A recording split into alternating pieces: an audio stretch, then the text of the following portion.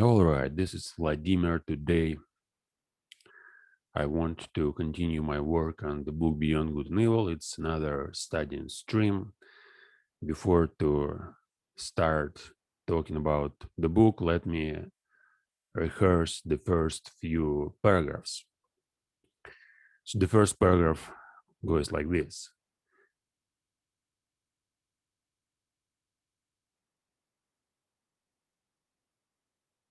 How does it start? I forgot. What the hell? Okay. The will to truth, which is to tempt us to many hazardous enterprise, the famous truthfulness, of which all philosophers have hitherto spoken with respect. What questions has this will to truth not laid before us? What strange, perplexing, questionable questions? It is already a long story, yet it seems as if it were hardly commenced. Is it any wonder that at last we grow distrustful, lose patience, and turn impatiently away? That this Sphinx at last teaches us to ask questions ourselves? Who is it really that puts questions to us here? What is really this will to truth in us? In fact, we made a long halt at the question as to the origin of this will, until we came at last to an absolute standstill before a yet more fundamental question.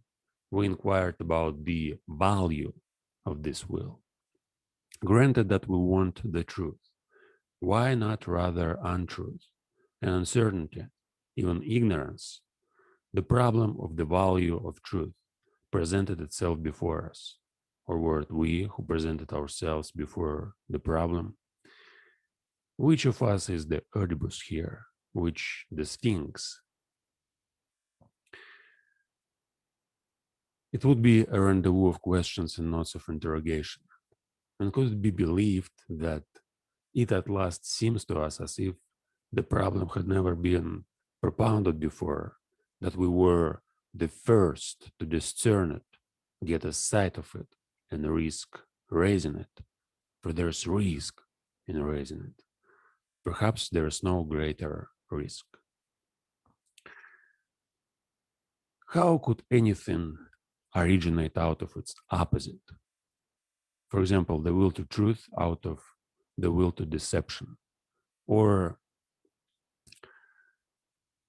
truth out of error, or the generous deed out of selfishness, or the sun bright vision of the wise man out of covetousness.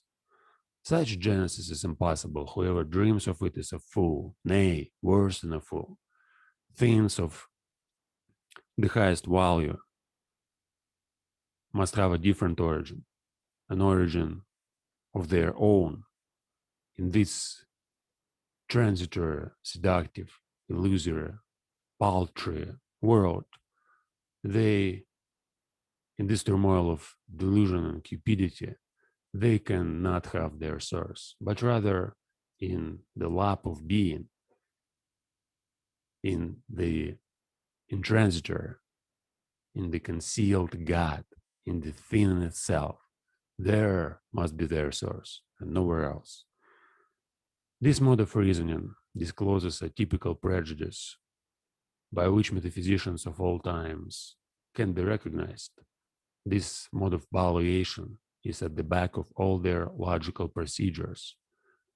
Through this belief of theirs, they exert themselves to their knowledge, to something that in the end solemnly christened the truth. The fundamental belief of metaphysicians is the belief in the antithesis of values. It never occurred even to the wariest of them to doubt here on the very threshold, where doubt, however, is most necessary. Though they had made a solemn vow, the omnibus divinandum, for it may be doubted Firstly, that the antithesis exists at all. And secondly, that popular valuations and antithesis of values upon which metaphysicians have set their seals are not merely superficial estimates, merely provisional perspectives, besides probably being made from some corner, perhaps from below, frog perspectives, to borrow an expression current among painters. In spite of all the value which might belong to the truth, to the positive, and to the unselfish, it might be possible that a more higher and more fundamental value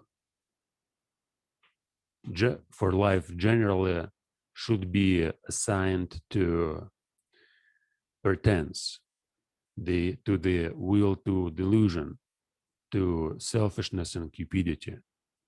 It might even be possible that what constitutes those good and respected things consist precisely in their being related, noted, and what was the word? Crocheted to these evil and apparently opposed things, perhaps even being essentially identical with them, perhaps, but who wishes to concern himself with such dangerous perhapses?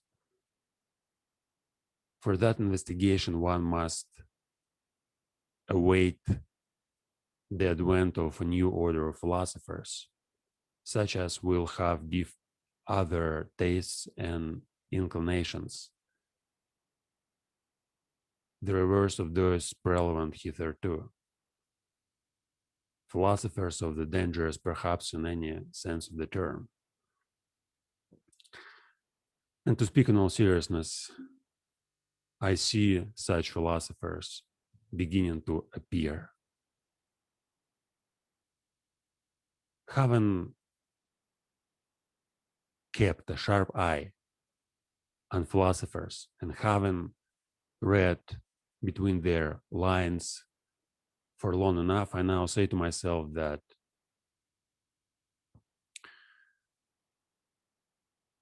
the greater part of conscious thinking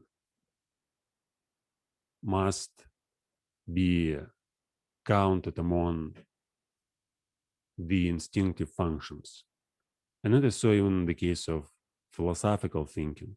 One has here to learn anew as one learned anew about heredity and innateness.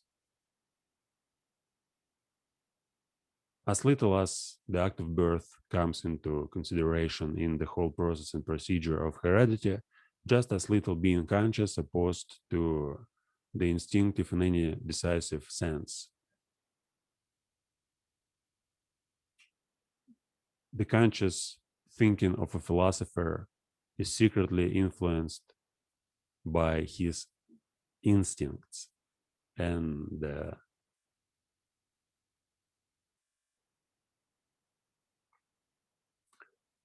forced into definite channels. Behind all logic and its seeming sovereignty of movement, their valuations, or to speak more plainly, physiological procedures, physiological demands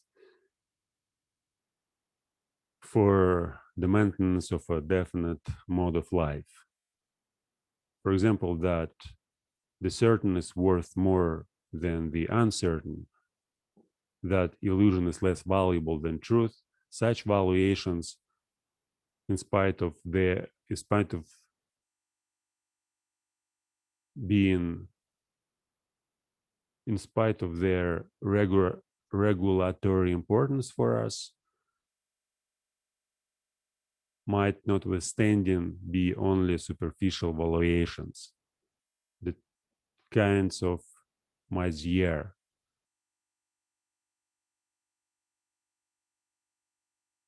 such as might be necessary for the maintenance of beings like ourselves, supposing that man is not just the measure of things.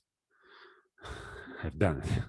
So I've done these three paragraphs, the first three paragraphs.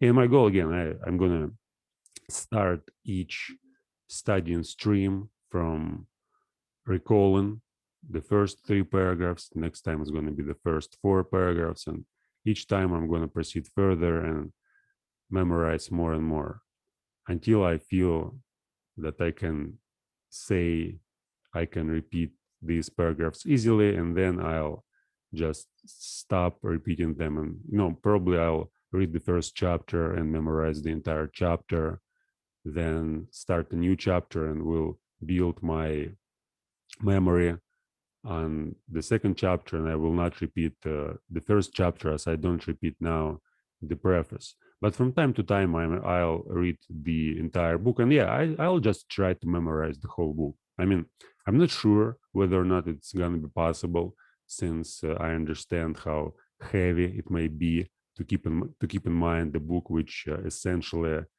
requires 8 hours to read. So would I be able to memorize 8 hours of text? I don't know, but well, why not try?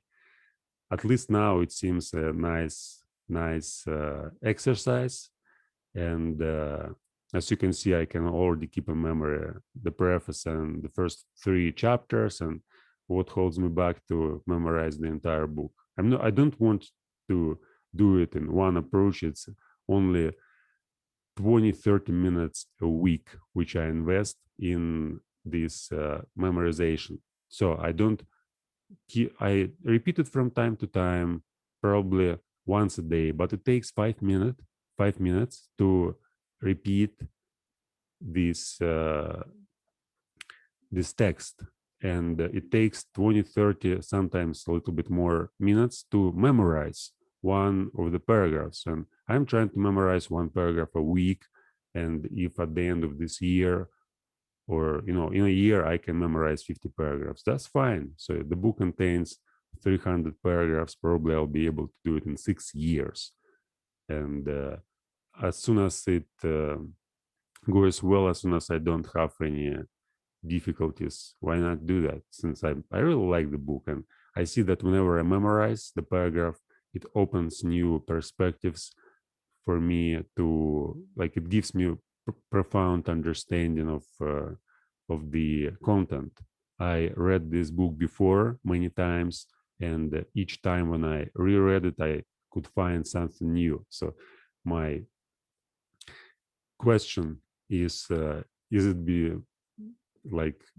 going to be the case, if I memorize the entire book, that next time when I repeat it, I'll find something? Yeah, probably it's going to be the case, since I remember the time, like 15 years ago or something, when I was listening a lot of music, and every time when I listened the same song, I could assign a different meaning to this song, and I had different emotions, and I could find something new in the same song, even if I listened to it for 100th time. So, and the same, I guess, may be relevant to every book, and well, I'll just try to do it. But anyway, so let me get to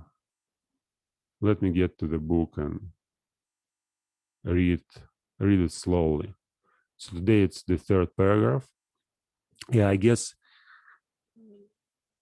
next time I'm gonna read these three paragraphs, and I'm gonna rehearse these three paragraphs and remember them, and only after considering the fourth paragraph, I'm gonna memorize it.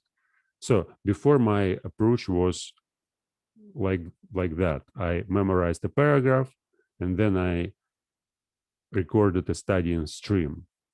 And now I'd like to record the studying stream first, and then memorize it. Since while I am considering the paragraph, I can memorize it more easily. And even this activity of taking a paragraph and analyzing each sentence, all expressions present in this paragraph. So this may help me to memorize it. So next time, for example, when I read this paragraph, I'll probably be able to memorize it while reading. Or if not, then when I go for a walk and start memorizing it, it's going to be much easier than when I memorize it from the beginning. But again, let's start talking about this third paragraph. Besides studying the book and developing my understanding of Nietzschean philosophy, I'm working here on my language. So I'm studying English, and I learned to think in English. I learned to verbalize my stream of consciousness. I want to do it better and better in terms of grammar, in terms of pronunciation, in terms of understanding what I'm talking about, in terms of my, precision, clarity, eloquence, and all things like that. But okay, having kept a sharp eye on philosophers and having read between their lines long enough, I now say to myself that the greater part of conscious thinking must be counted among the instinctive functions. And it is so even in the case of philosophical thinking. One has here to learn anew as one learned anew about heredity and innateness. Okay, the subject of this sentence, right? The basic idea is conscious thinking versus instinctive functions. So I guess it was the case from the Cartesian times that, this dualism, division between thinking and perceiving, and ultimately the division between mind and body and matter and spirit. And thinking was considered as a kind of different realm, so something outside of physical natural world. And Nietzsche says, no, guys, the instinctive functions are highly influential in thinking process. So even our conscious thinking works, like it depends on our instincts. And sometimes when we think, we may assume that what we do is not pure reflections or some process which has nothing to do with our physiological existence.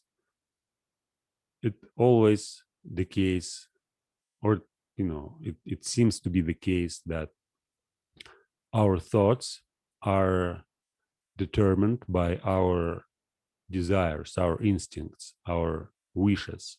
And at any moment when we think, there's certain desire which wants to express itself. And this desire, sometimes it may start philosophize. So like philosophy, for example, may be a certain desire conveyed in a language. So what kind of desire? Let's suppose it's the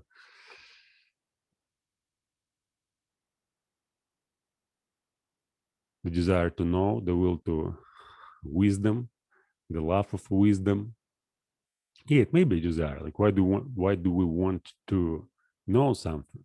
And it's the main question of the first two paragraphs. Like, do we want to know something because we have this will to truth, or like philosophy is built on some desires which has nothing to do with truth? Maybe all these writings and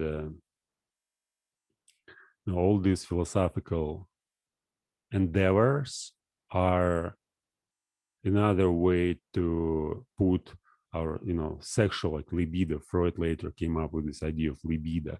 So our sexual energy in a different channel. So if you suppress your desires for a certain time, like if you forbid yourself to have sex, or if you go hard and do some sort of, what's the word, asceticism. So you may find your desires manifested themselves in, all sorts of writings or all sorts of philosophies, maybe novels, maybe sciences.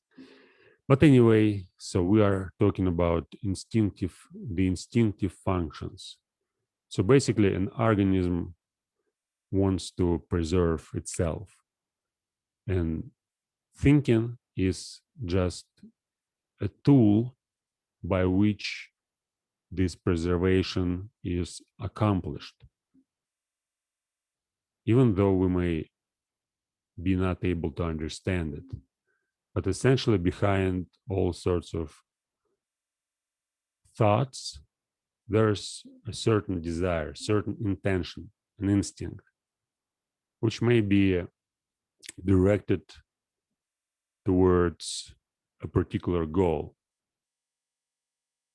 And this goal essentially is all about fulfilling that desire. So giving this instinct self-actualization, whatever. Okay, I may ask myself, why do I record this studying stream? Obviously, what I'm trying to do is, like on the surface, obviously, I'm trying to develop my English.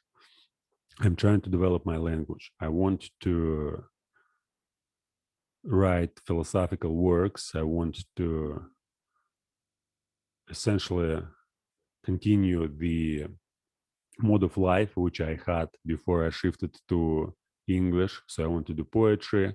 I want to describe whatever is going on in my life, in my stream of consciousness, whatever is going on around. So I want to understand myself and the world, my nature, the nature of the world. And I see that this work with language, it actually gives me satisfaction. So I feel really awesome whenever I work with language and whenever I see the progress. I write almost every day. I try to maintain my different habits which I have, and I use writing to support these habits. And so I use this studying stream to improve my language, to improve my understanding, to fulfill certain desires. But what kind of desire, what kind of instincts stay behind these desires? I don't know. It may be survival, but what kind of survival? What wants to survive? Maybe this language wants to survive. Maybe my memory or my experience wants to survive. So I want to describe it as not just as clear as possible, but I want to attract some attention to this experience, and I want to make it more valuable for everybody. That's why I'm training myself to write. But yeah, I would say that it takes a lot of effort to find the real motivation. And whatever I see now, I see it's very superficial. I guess if I sit down now and think about it clearly for an hour, trying to find reasons, I'll find deeper and deeper reasons. And sometimes I do this exercise, and what's exciting about it is that in my journals there are days and times when I come to complete realization, like when I go so deep and wow, this thought never occurred to me, and now I can see what I'm doing and how I'm doing that. and it's so deep. And then after a certain period of time, like, half a month or half a year, I forget about it. And then when I have a conversation, for example, when I record the video, like this one, I may have a conversation about my deep desires and my deep motivations, and I may be unable to remember these deep desires. Like now, yeah, I see, if I think about it, if I slow down right now and sit for 5 minutes without talking, I'll probably remember these desires.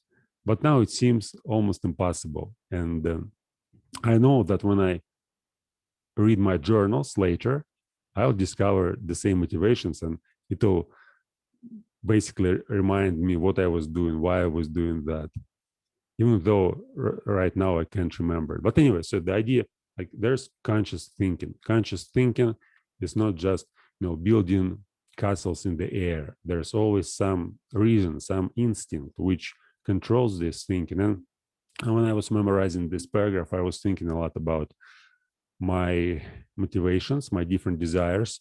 And then I came to a realization that usually people, it's like they're kind of vehicles for certain desires. And again, it's a famous thought that philosophy, for example, may be, a sexual desire may become a philosophy. A desire for food may become a philosophy.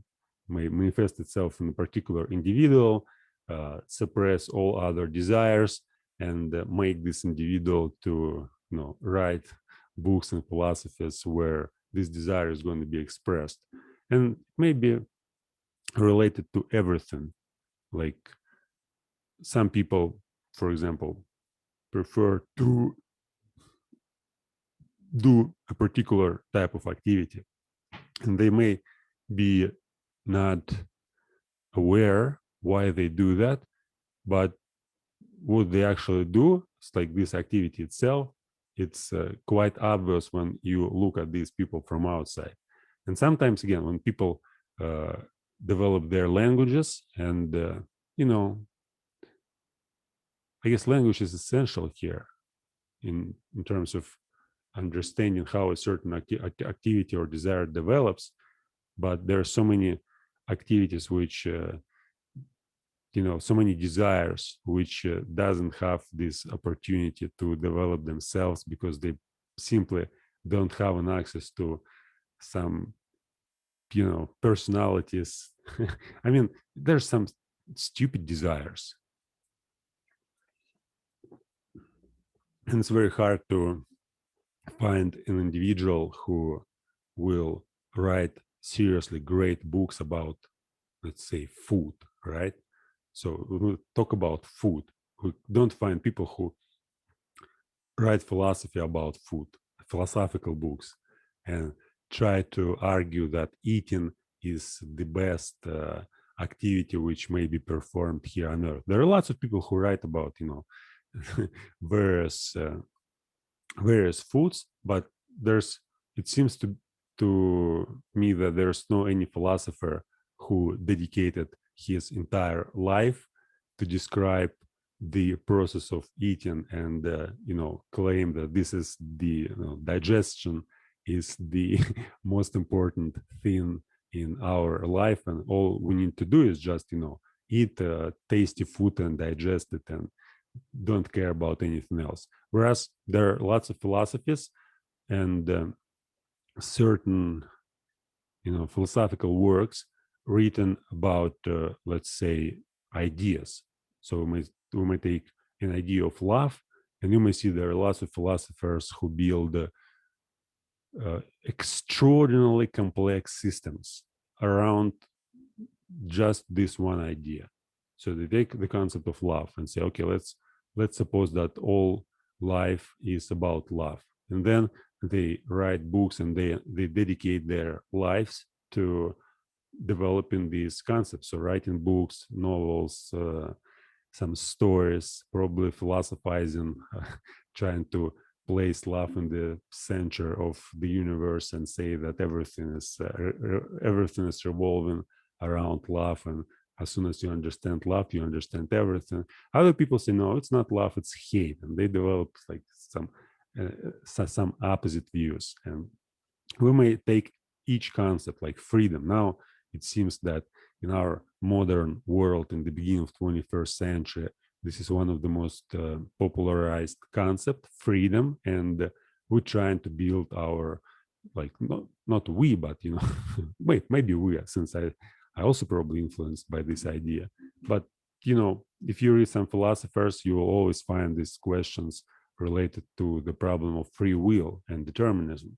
And I'm here standing on the side of determinism, but there, and it seems an unpopular view. So if you communicate with people who have no interests in philosophy, almost all of them believe that they have free will, and it's almost impossible to talk to them about determinism. So it's kind of popular view, and our cultures, our modern cultures, are dependent on this philosophy on freedom. And freedom philosophizes, but what exactly philosophizes here? Like freedom, it's not an instinct, it's nothing. There's no such, like, there may be freedom from something. And essentially freedom may be considered as kind of skepticism, as anti-dogmatic way of looking at the world, when you say there's no any particular thing which in the, like, we shouldn't take any idea, like the previously mentioned one, like love. So we shouldn't build dogmas around love. We shouldn't build dogmas around any other ideas, like honor, honesty, whatever. But freedom, yeah, it's like freedom from all sorts of limits, and ultimately psychological limits. And the idea of freedom, yeah, it seems to work, and but it's hard to find really what works here. So thinking may be considered as freedom, so that the untrammeled thinking and unrestrained thinking may be considered as an activity which is not determined by any desires. But Nietzsche says, no, look, the instinctive functions, they must be counted like the greater part. He doesn't say that all conscious thinking, but he says the greater part of our conscious thinking must be counted among the instinctive functions. And it is so even in the case of philosophical thinking. So he wants to say there's no absolute freedom from anything. You may say, oh, I'm just philosophizing, I'm thinking, and I'm kind of free. I'm a free spirit. My spirit doesn't belong to my body, and it's independent, and I may study Platonic forms, I may study philosophy, I may study all sorts of mathematics, geometry, all sorts of sciences, and it's not about any instincts. It's just about my thinking, and thinking is free, and this freedom gives me an opportunity to reject my body and to reject my like, to say that there's nothing that essentially makes me do what I do. But Nietzsche says, no, there are certain instincts, right? Instinctive functions. And the greater part of conscious thinking must be counted among these instinctive functions. And it is so even in the case of philosophical thinking. So he says, no, this freedom and skepticism, it seems to be a noble, interesting idea, but in reality, there is always something that pushes us to produce all sorts of psychological, activities. So whenever we think because we want something. We have a certain intention, whether or not we are conscious. So we may be unconscious. We may, like, I may have a desire to get social approval, let's say, and I may convince myself, no, I'm doing these studying streams not because I want to make other people admire me and listen to me or approve me, write me comments, and essentially giving me social credit. No, I'm doing it because I'm studying language, and I discovered like 50,000 reasons for for supporting my view. But in reality, there's behind this process, there's the most influential thing is the most influential thing is my desire to get this bloody social approval, to get all people from YouTube like watching me instead of watching some guys like Jordan Peterson or whoever the hell they are watching now, Tony Robbins, Leo Gurus, whatever, some crazy PewDiePies, Mr. Beast. So don't watch them, watch me. Yeah, and then I may be deluded by myself. So I may think, yeah, it's kind of, I may have a certain valuations. I may think, no, it's not noble. If I really do that, if I really record these videos in order to get social approval, in order to make other people like me, in order to get all these advantages, social benefits, money, girls, power, whatever. Yeah, it's not noble, and I don't like to do that. And so I may like all my reasons, all my motivations may be completely delusional. They may be false, but I may still believe in them and continue like doing what I'm doing. And in this case, I would not be able to understand myself, and in this case, I would not be able to reach anything substantial in this field. I mean, in what I'm doing, since I essentially don't understand what I'm doing and why.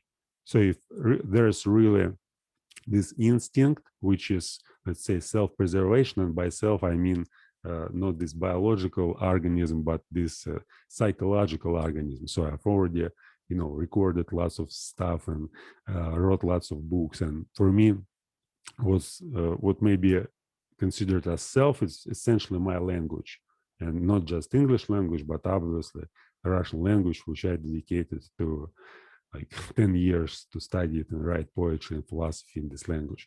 So, and I like want to preserve it, and to preserve it, yeah, I want to get social approval. So I want like everybody read my stuff and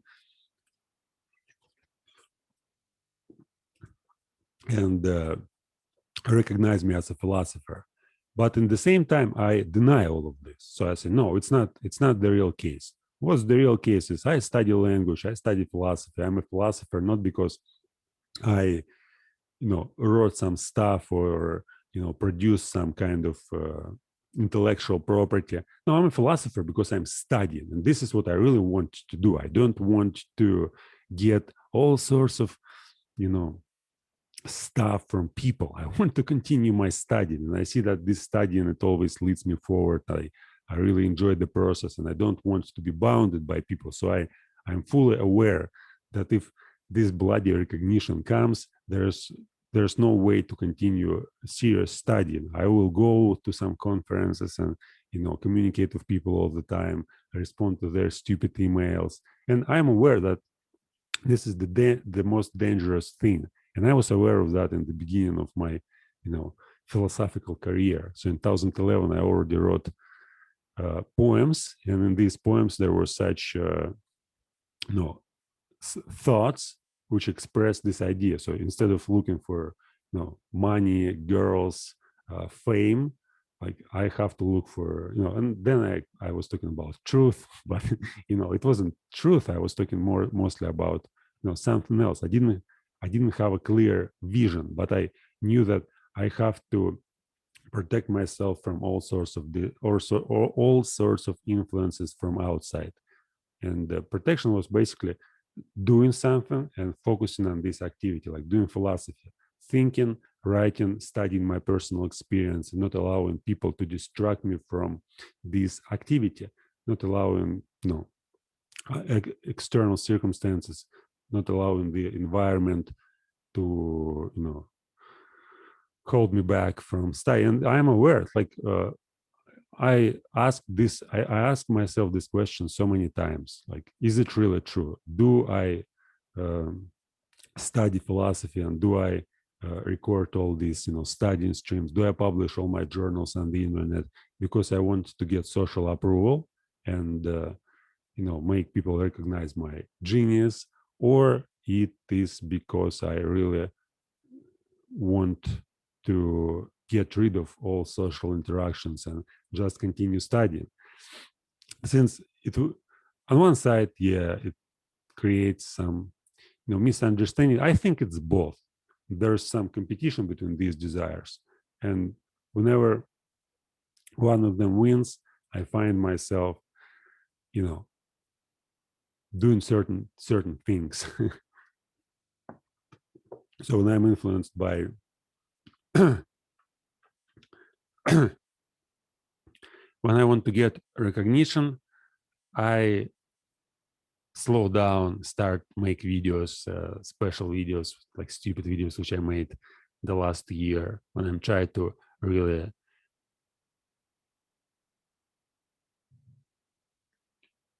communicate with the audience. So when I try to be clear, when I try to engage other people in a conversation, when I try to make them, read my stuff and watch my videos, and when I ask for,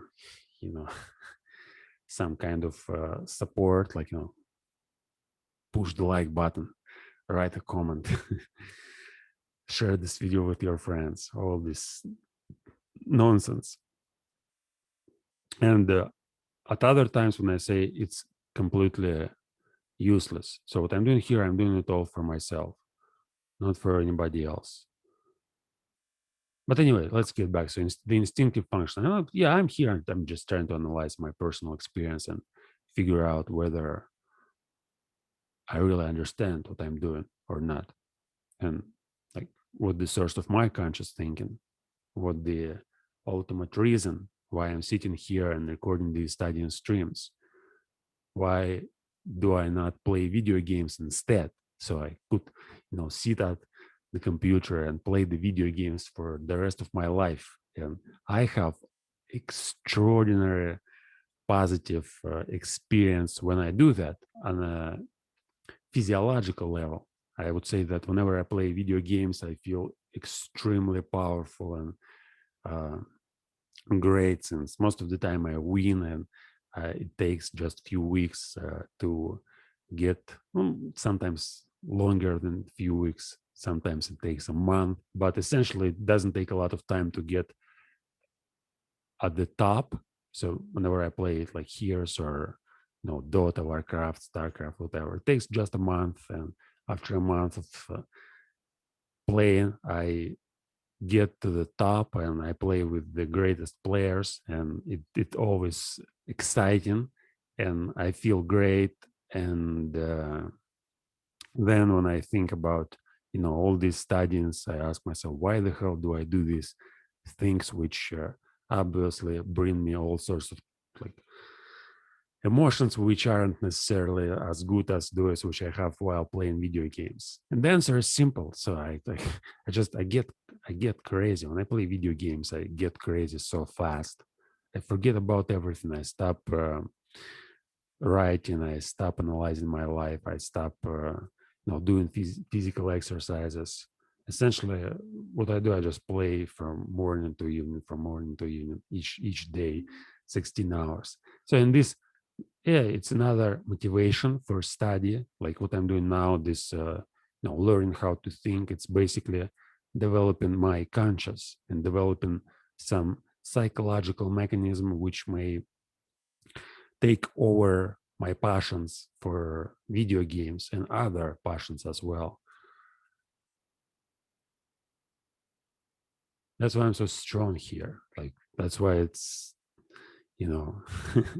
I have ultimately this unlimited source of motivation for going ahead. Since whenever I stop studying and want to do something else, I immediately lose control. And well, it doesn't mean like lose control, of course. It's all like metaphorical expressions. Most of what I say here is kind of metaphorical. It's not literal. these passions actually are not like now, they're not here. I mean, I didn't play anything for 2 months, and before, like, I guess the last time when I lapsed in this playing mood, it was the end of 2018. Now I'm analyzing my life. Each day I go month back. For example, today it was September of 2016. Tomorrow it's going to be August of 2016. And each day I try to dedicate 10, 15 minutes. It's the first exercise which I do at the beginning of every day. So I try to memorize and meditate on a previous month. And while working on this exercise, so I started doing it. Well, I'm doing it from time to time, but this time I decided to do it slowly. Usually I did this exercise, fast. I call it real watching. So I think about my past for 1, 2, 3, 4, 5 days until I get to the last moment which I can remember. And usually it's like when I was 4 years old. Like I clearly remember this moment when I broke my leg. But what happened before that, there's just vague memories. Well, there are few. What's the opposite of vague? Clear, but I didn't like to use the word clear.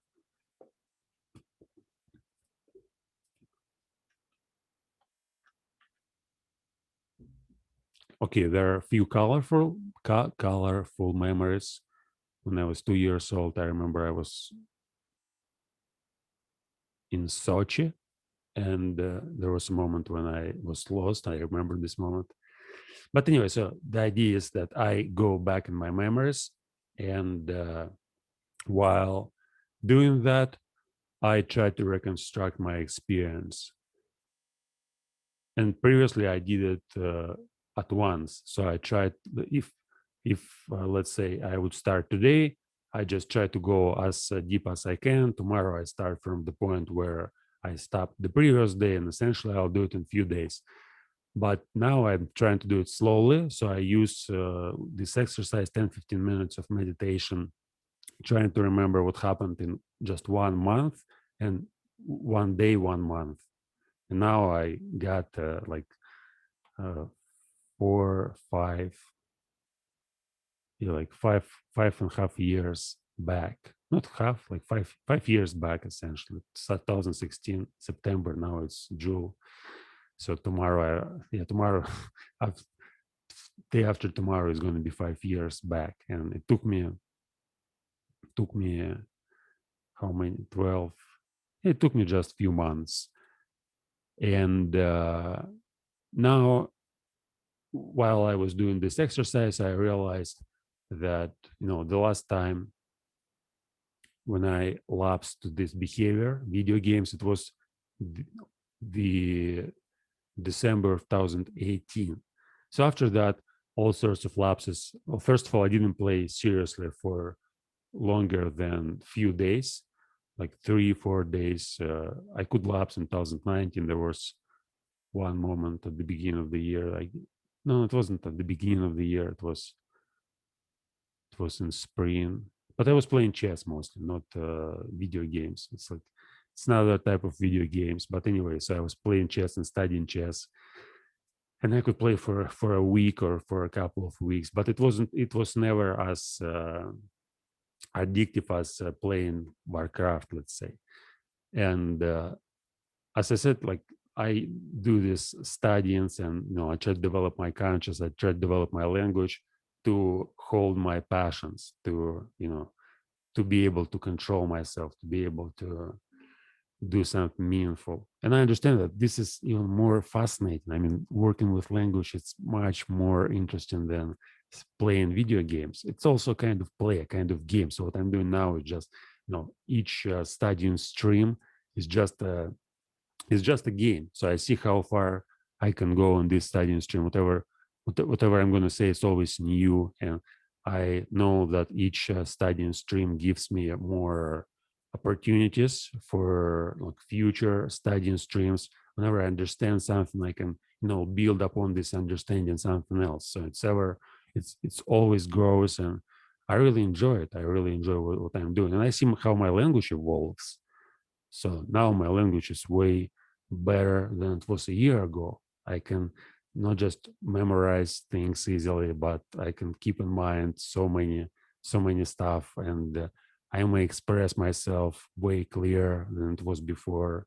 Especially no, now it's kind of vague since I'm talking about my personal experience, and I understand that it's almost impossible to follow me if you are not, if you like for you, whoever you are, it's almost impossible to understand what I'm talking since I do it fast and I jump from one point to another, and it's basically irrelevant to your experience unless you are my closest friend or somebody who is really concerned about what I'm doing. And in the same time, I understand that whatever I'm saying now, I understand it very well, and it helps me to understand myself. And then when I have conversations with people, or when I record my journals, when I write, it gives me a clear understanding of what I'm doing and allows me to essentially to express myself better and to control what's going on, to control my passions, to control my activities, to perform them in a kind of excellent way. All right, now let's get to the second. Yeah, let's read it once again. Haven't kept a sharp eye on philosophers. So I like this haven't kept. I guess I have like troubles with pronouncing this. Haven't. I need to. Yeah, I'd like to train the pronunciation of this word. Haven't kept. Haven't kept. Sounds terrible. Let's listen how it sounds if we put it on YouTube. I just wanted to compare how a native speaker would say it. Haven't kept.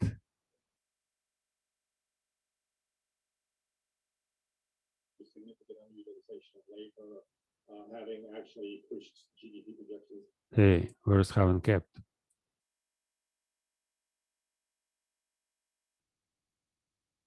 And here, after having kept these prices. Haven't kept. Yeah, it sounds not as bad. They also tend to rotate very quickly, having kept most of. Haven't kept. Haven't kept.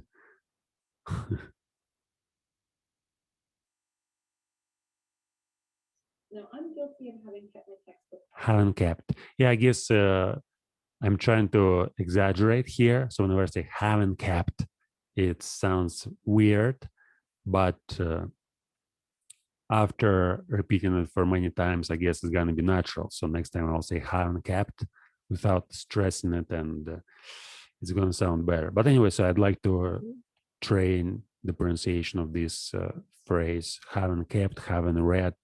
Haven't read sounds way better, since no, it's unusual. I never said haven't kept before.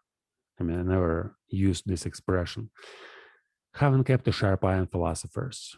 That's what I'm doing too. Like, haven't kept a sharp eye on philosophers. How long I'm actually engaged in philosophy? So it's more than 10 years. So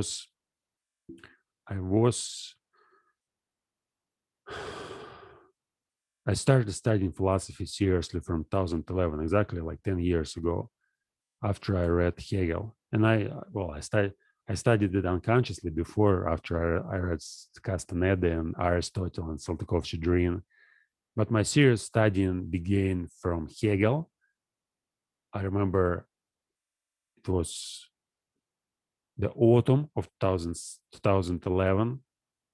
After I read Belinsky, I started reading Hegel, and then I read for the next 5 years, my major activity was reading philosophers, reading philosophical original works, not analyzing in depth what they were writing, but this kind of reading when you read for 5-10 hours every day, and you don't care too much about whether you understand what you read, whether you like. And by understanding, I mean, see, there's a problem. So lots of people now, they read books for certain purposes. So they take a book and they, study, let's say, Aristotle or Plato or Kant or Schopenhauer or Nietzsche or Hegel or Feuerbach or Wittgenstein, whoever, Bertrand Russell. And for them to read a book, they want to understand it. So they want to be able to explain the content of this book to another person. And it usually slows them down, since to read uh, Nietzsche, or no, Nietzsche, I guess it's a nuance, but let's say Kant. So to read Kantian works, to read Kantian books, it's almost impossible if you want to explain what he writes about.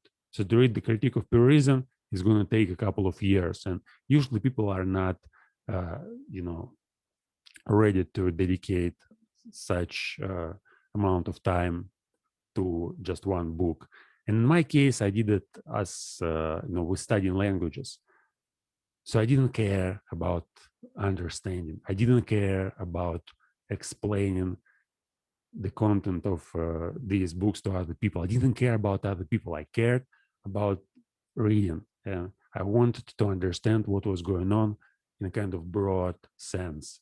So I wanted to see the big picture. And if I couldn't I could read a book, let's say Philosophy of Logic by Hegel. And if at the end of this book, I wouldn't be able to explain anything to anybody, and if I wouldn't even be able to remember anything, I didn't care. I just took another book and started reading another book. And it's the same as studying language. So you can't really study language. You can't find an appropriate motivation, sufficient motivation, if you translate each word. If you just take a book and translate each word, or you listen to somebody and you translate every sentence. But if you are able to make yourself watching a certain video, or certain content for a certain amount of time, like say 1 hour a day.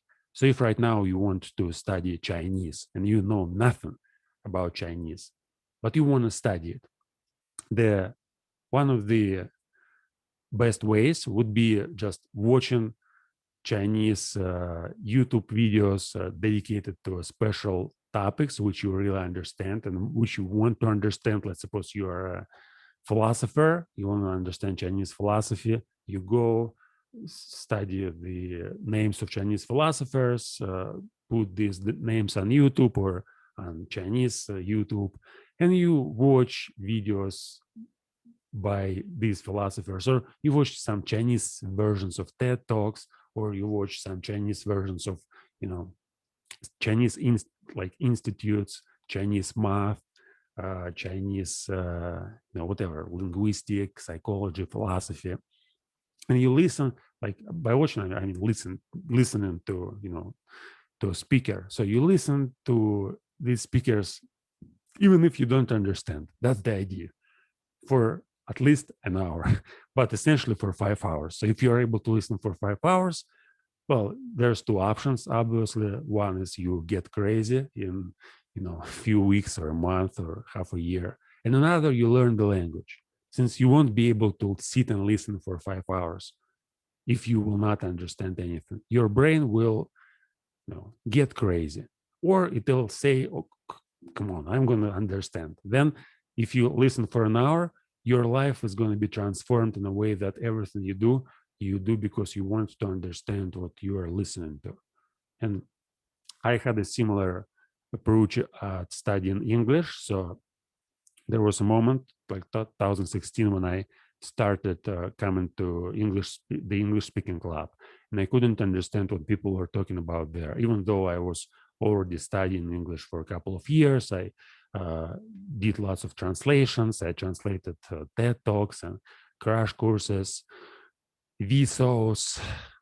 I tried to read some books. I spent lots of time on programs like Duolingo, Lingoleo, and I also was, memorizing songs, but it didn't help me to learn English by listening. So I couldn't recognize anything while I was listening, unless it was something that I already knew, something that I already memorized or mastered or studied or whatever. Even though I could even, I remember these TED Talks, so I translated the whole TED Talk, like 15 minutes of speech. I translated the TED Talk. I knew entirely what was there, like the entire content, but then I watched it again in English and I couldn't understand what was going on. So that was the state of affairs at the beginning, in the middle of 2016. I could translate a video, like many videos. I had like 10, 20 translations, but I couldn't understand like what people were talking about, even though I knew exactly what was like at the content. And then I started just watching, like 2 hours a day, 3 hours a day, just listening to certain people whom I liked. At that time, one of them was Leo Gura, another Jordan Peterson. I couldn't understand I couldn't understand only 20%, but I did it more and more, and eventually I got so much motivation to, to study, to do serious work, to think, to write, to read, to analyze certain concepts. And the same again with philosophy. So you start by not by analyzing everything which is written by a particular philosopher. You just read for a couple of hours a day, uh, 3 hours a day, 5 hours a day, one philosopher. Unless you unless you read all his books, or unless you find somebody else. But it's not a good idea to jump from one philosopher to another. I don't think it makes a lot of sense if you take, let's say, you want to study continental philosophy, like German philosophy, Kant, Hegel, Nietzsche, Feuerbach, Schopenhauer. It doesn't make a lot of sense, at least for me. This is my experience, to take their most influential original works. So you may say, oh, probably instead of just reading everything written by Kant and by Hegel and by Schopenhauer, I'll just take the Critique of Pure Reason, then I'll take The World as Will and Idea, then I'll take Beyond Good and Evil, then I'll take some books written by Hegel, Encyclopedia of Philosophical Sciences, Feuerbach, Fichte, and like their most influential original works. And then I'm gonna like read one book after another, and it will give me a profound understanding. Well, it may be the case, but I don't like this approach. I like to focus on individuals. So for me, studying philosophy, it's studying particular individuals, and by studying, for example, philosophy, just studying Nietzsche. Who was this guy? So, but I don't read his biography. I'm not interested in his, life experience. Well, I'm interested in his life experience, but no, I want to decode his life experience, his stream of consciousness. So I'm interested in his stream of consciousness, not what where he traveled and what kind of events he witnessed. I'm interested in the development of his stream of consciousness. So I take his earlier books and I read them from the beginning to like essentially to the end. And it takes lots of time. It takes again hundreds of hours. But then you have a clear understanding. You have a certain perception of a certain guy, and then you may go on and okay, like if you're in my case, again, there was like the whole sequence of guys. So it started from Carlos Castaneda, then it was Aristotle, then it was Saltykov-Shchedrin. Then there were like Russian classical writers like Dostoevsky, Tolstoy, Turgenev, Pushkin, Lermontov, some others whom I read obsessively for a couple of years. Then it was Belinsky, who Shakespeare. Before Belinsky, there was Shakespeare. Then was Belinsky, who highly influenced my perceptions. Then I developed an interest in philosophy and started reading Hegel, Marx, Plato, Spinoza, Cicero, Seneca. Descartes, Goethe. Poetry also was one of my, the field which I really enjoyed to study. And so after, getting through all these philosophers and, Schopenhauer, Fichte, Feuerbach, Russian writers like critics, Belinsky, Pisser, Dobrolubov, Herzen, Lenin, Plekhanov. So I eventually, like, was there something that I wanted to address? Okay, let me think a few seconds.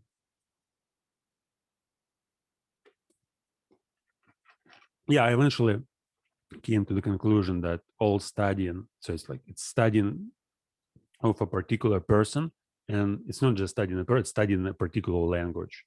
So we may say that there's one language like English, but there's a theory that, there are lots of theories about language, and I don't want to touch any particular theory now. What I want to say, there's also lots of individuals, and these individuals, they actually sources of sources. Yeah, it's terrible word here. But anyway, so there are certain people. These people create language. They produce language. They produce thoughts, books, videos, lectures, whatever, sciences. And one way of looking at it is, okay, there's science like math. And to study math, you may study all these concepts developed in math. Or you may study individuals who were the key figures in math. You may take their books and read their books and dedicate certain time. And then, like in my experience, it works much better. So it's real science. You take an individual, you study this individual, you study his major works, you study his, whatever he was, whatever time he was living in, which people he interacted with, which people he were talking about in his books, how he developed his consciousness. And then you go on and study another individual and another individual and another individual, etc. And then you have a clear understanding. So it's like, at least it seems that this type of studying is closer to us as humans, since when we try to build abstract understanding of some ideas and say, okay, let's study metaphysics, and then you have like 50,000 different concepts developed in metaphysics. So you have some ideas like consciousness, absolute, God, experience, whatever, idealism, materialism, realism, all sorts of things, energy, freedom, determinism. So you think about it as kind of the field of concepts. And it's not so, like, it may be attractive, but the idea is that when you think about it as a field of certain concepts, and when you try to connect these concepts one to another, it's not as human. I can't find the suitable word, but the idea behind what I'm trying to say is, when you look at individuals and you connect certain individuals, and each individual associates in your mind with a certain idea and certain, activity like philosophy, psychology, math, science, whatever, it works much better. So in one case, you have abstract concepts, lots of abstract concepts connected in a certain web. And these concepts, they're usually outside of time, outside of space, and it's really hard to maintain them, like to keep all of them in mind. You may, of course, write books and, textbooks and whatever the hell you'd like to write and explain all these concepts, but it's not as attractive for, for an average person to understand. But when you have a group of individuals, let's say you have Plato, Kant, Nietzsche, Schopenhauer, Feuerbach, Locke, Hume, Berkeley, Shakespeare, Dostoevsky, Leo Tolstoy, Goethe, Thomas Hardy, uh, whoever, Sextus Empiricus, doesn't matter. So you have these individuals, and you consider each individual as a representation of a particular, activity and particular, ideas, maybe a particular science, and you develop a kind of understanding of this. You have a web of individuals. They are all in certain time, since like this man lived in this time, and he was connected with these ideas, and there are other people who were connected with these ideas as well, and you have a kind of web of, like, a net of friends, and you may understand it as it's the same science. So you basically have a net of friends, and whenever you want to discuss philosophy or psychology, or whenever you want to understand, like, Freud, Jung, whatever, whenever you want to study something in depth, you take a certain person, and let's say psychology. Yeah, Freud was one of the most influential psychologists of 20th century, and as Wikipedia says, I'm not sure it may be so, but I try to read Freud, and I find them so dull and pedantic, and in comparison with Schopenhauer, Freud is just a fly, whereas Schopenhauer is an elephant. But anyway, you take a certain person, you study this person, you study his books, and then you have kind of picture, or you have an idea of science based not on certain concepts but on certain people, and it works much better, like, again, in my experience. But let's get back to Nietzsche. Yeah, talking too much, I see it, but who cares?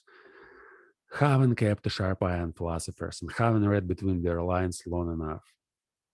Yeah, it's like my experience, like 10 years haven't kept a sharp eye on philosophers and reading between their lines. Well, I read between their lines, I guess. Yeah, I spent like, Nietzsche was writing this 1885, and he started studying philosophy seriously, I guess, at 1865. I guess he started studying Schopenhauer at 1865 when he was 20 years old or something. And I don't have so much experience as Nietzsche. Like, for him it's like 20 years, and for me it's just 10 years. But anyway, now, like, I have better tools for certain. I have better tools, like the internet and books and all these opportunities to to structure my personal experience, my information through.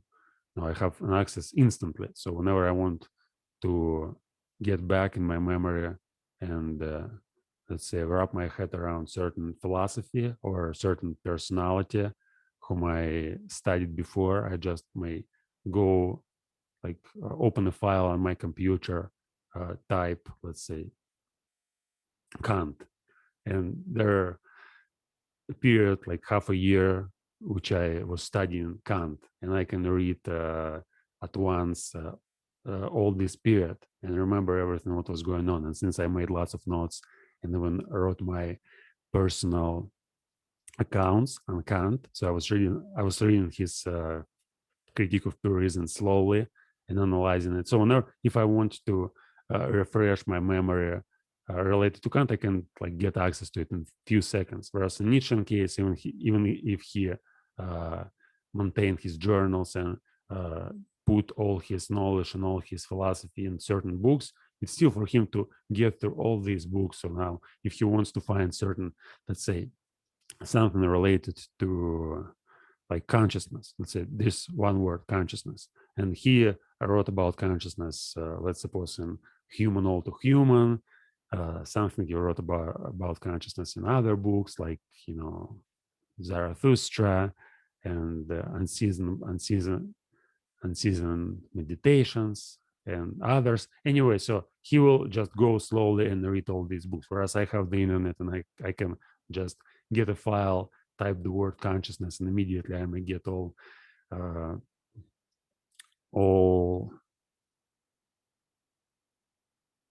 places where I used the word consciousness. But yeah, something like that.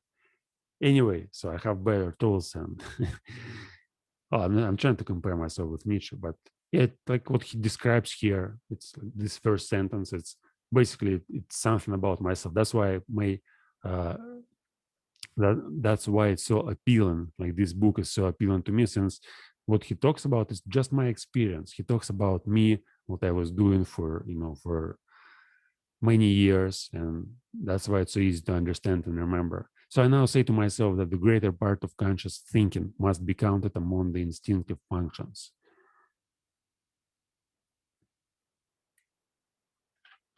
And it is so even in the case of philosophical thinking. One has to learn anew as one learned anew about heredity and innateness.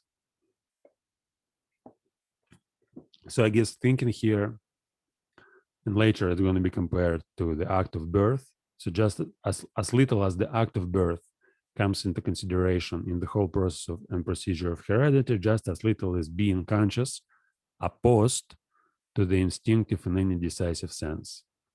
The greater part of the conscious thinking of a philosopher is secretly influenced by his instincts and forced into definite channels.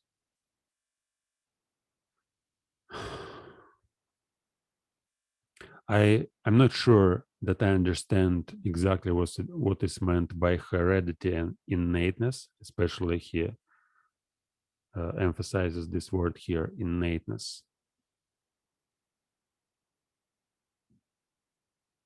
But I guess what he wants to point out is that conscious thinking, it's born out of our instincts, even if and this whole idea of unconsciousness, it's going to be stated in Nietzsche and writings later many times. And when people say that, for example, Freud came up with this idea of, Freud never said that he came up with this idea. The idea was present a long time before Freud. Freud just popularized this idea and made it available for the general public. But here we may see that instinctive functions.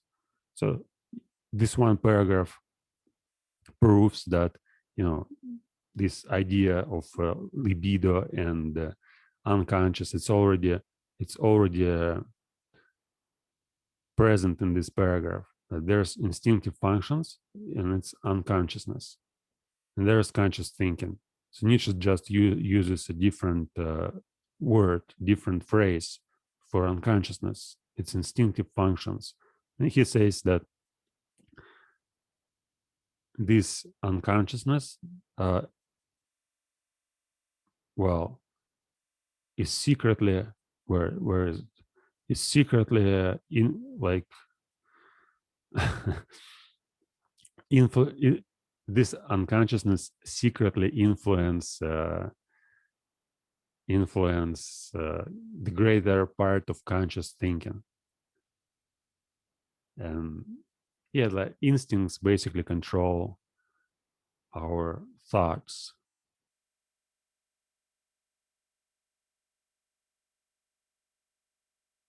I guess this distinction between conscious thinking and unconscious thinking, we may consider it now as,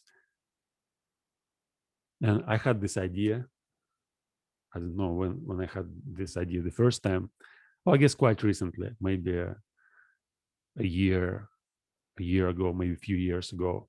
I never tried to develop it seriously, but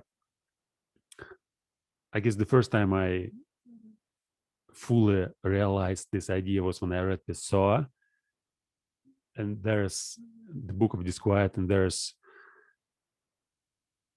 for not just one sentence, just one idea which he wants to say. He says, I think with my feelings and I feel with my thoughts. And it was exactly what was going on in my case. So I realized, wow, that's how it works. So our thoughts, it's basically our feelings, but kind of sophisticated feelings. Whenever we describe, we just give our feelings a certain form, and Yeah, and that's how that it's very it's very exciting to look at it through these kind of lenses, psychological lenses.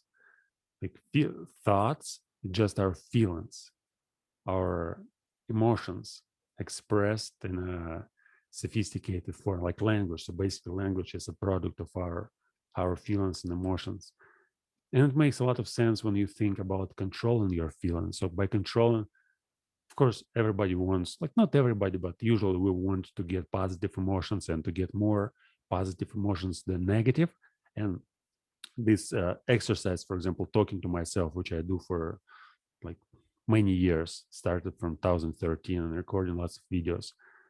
It's a way to control my emotions. I see that whenever I talk to myself, I begin to feel better. So whenever it's going on, I just record the self-talk and I try to describe it, and it immediately brings certain feeling. Not all the time. Sometimes, especially when you can't express anything, it feels terrible. But in general, like it seems possible to control your feelings through controlling your thoughts, and vice versa. But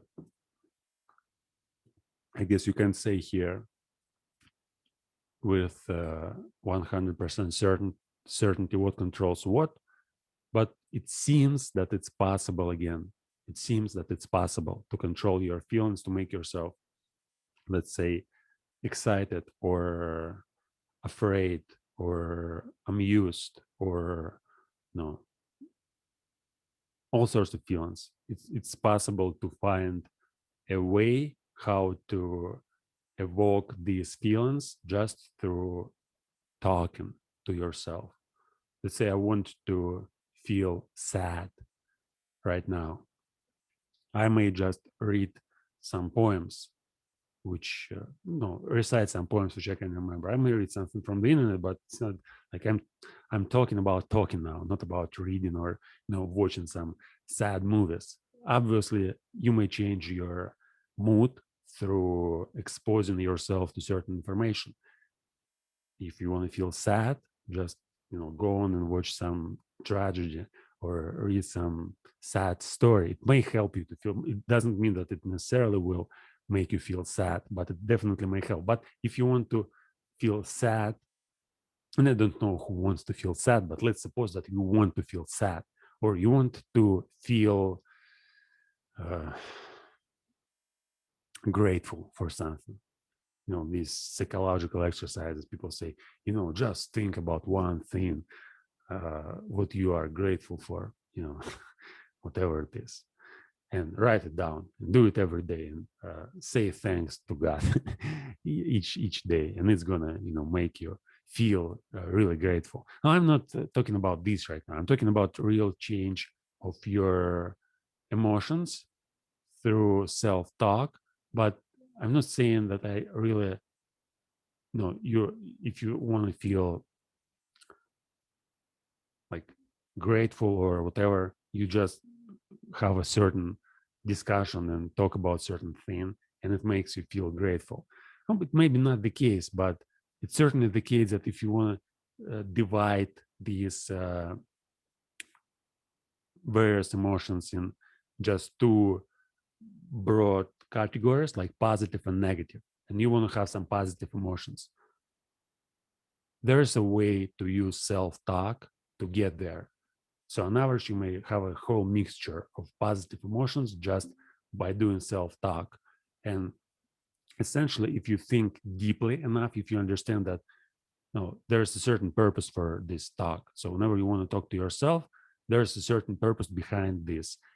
And let's say this may be something like strengthening your consciousness or developing your language and developing your self-understanding, studying yourself. There's various purposes. You may assign any purpose to this activity.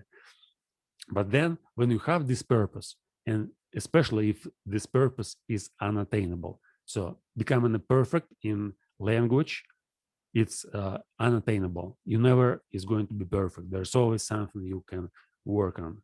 It's not just your grammar, or there are lots of things you may improve. Even if you are already use perfect grammar when you speak, even if you are know 5, 10, 15 different versions of dramatic tones. Even if you are conscious of everything you say, you may make silent pauses. You know how to convince anybody in anything. You know how to persuade people. You know how to persuade yourself. There's always something to work on. There's always new ideas, new ways of self-expression.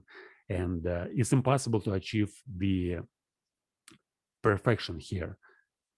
And this is exactly what may bring you some positive emotions. Since you know this is your goal, you want to work on it, then you have a self-talk, and then you convince yourself that even if it was stupid, even if it was boring, even if you didn't say anything meaningful, you still had this exercise. It's a meaningful exercise to have a self-talk and use your language, use your knowledge, use your words and ideas and thoughts, and express your emotions in a different way, and just do this practice like physical exercises.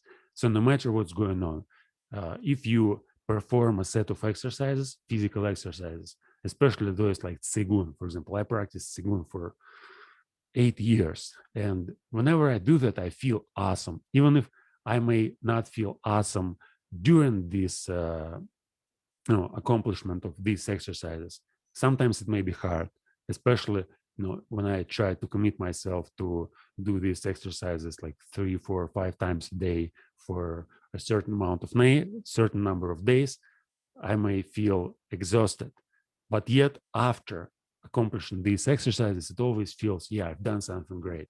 You go to the gym, you struggle there, then you feel great, as if you accomplished something, as if it's like a duty. So basically have a duty. It's hard to do, but then after accomplishing it, you feel good. The same with self-talk. You talk to yourself and then you feel good. And this is how you may influence your emotions. This is how you may really learn to get certain emotions from self-talk and control your emotions. But anyway, so definite channels, great part of conscious thinking, innateness. Yeah, how think like I was trying to understand like what influences what. So for philosophers and for idealists, especially for idealists, it's the case that you may control your emotions and your experience and whatever is going on in your life through thinking. So for them, thinking is a priori, like it's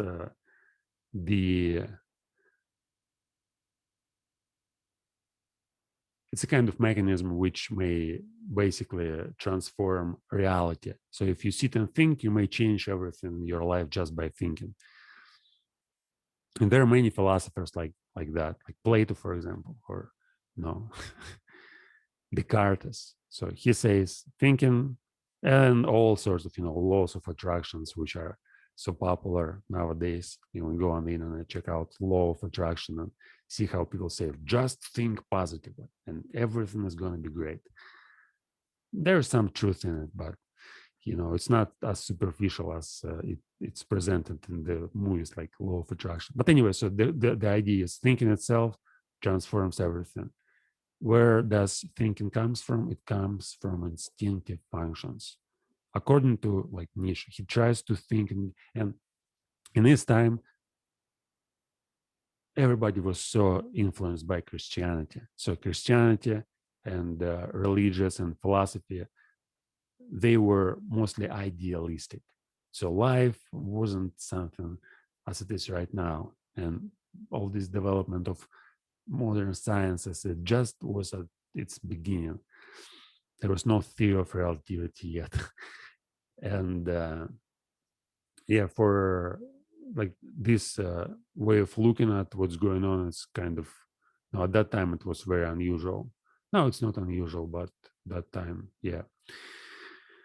Anyway, forced in different channels, conscious thinking. So again, there's a distinction, and the main idea here is that we have instinctive functions, we have our instincts, and these instincts control our thoughts.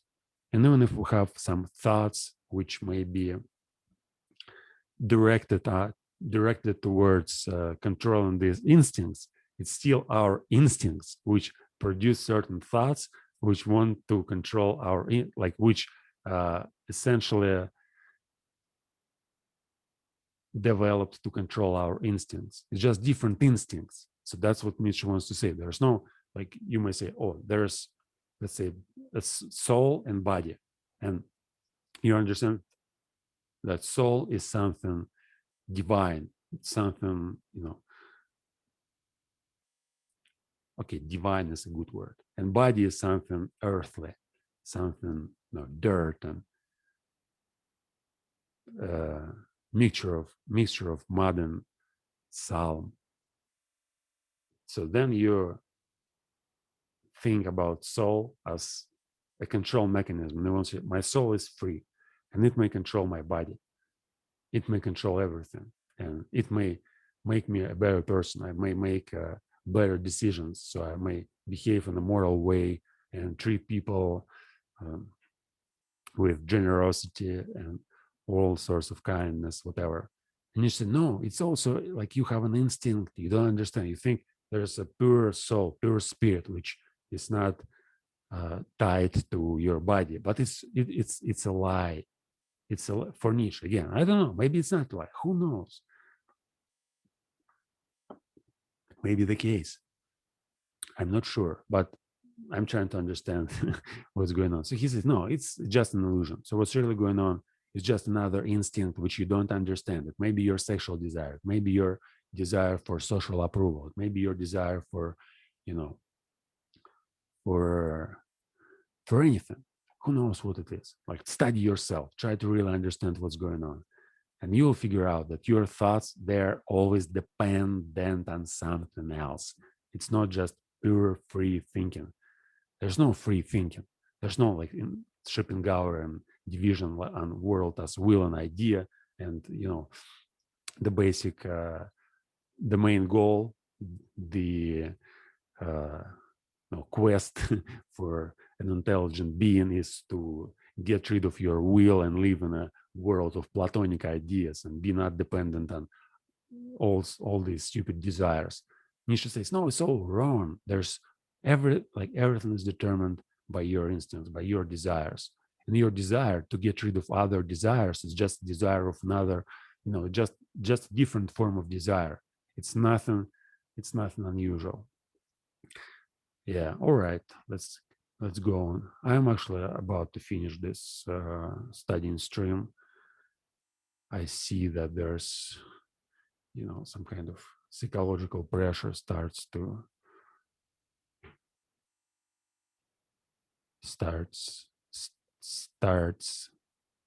appearing. Yeah, my language still requires so much polishing work. Anyway, and behind all logic and its seeming sovereignty of movement, there are valuations, or to speak more plainly, physiological demands for the maintenance of a definite mode of life. It's the same idea. So this sentence, basically another form of this sentence and another form of this sentence. So it's all the same. He just uses different words. So behind all logic, it's basically all logic, it's conscious thinking. So there's no difference between words like conscious thinking and all logic. And it's seeming sovereignty of movement. So seeming sovereignty of movement, it's independence, freedom. So he wants to say, like, free thinking not determined by our instincts, is again just an illusion. And there are, like, behind this free thinking, behind this logic and freedom, there are valuations, or to speak more plainly, like physiological demands for the maintenance of a definite mode of life. So it's not free. It's determined by a mode of life which wants to preserve itself. Again, survival is a very deep topic.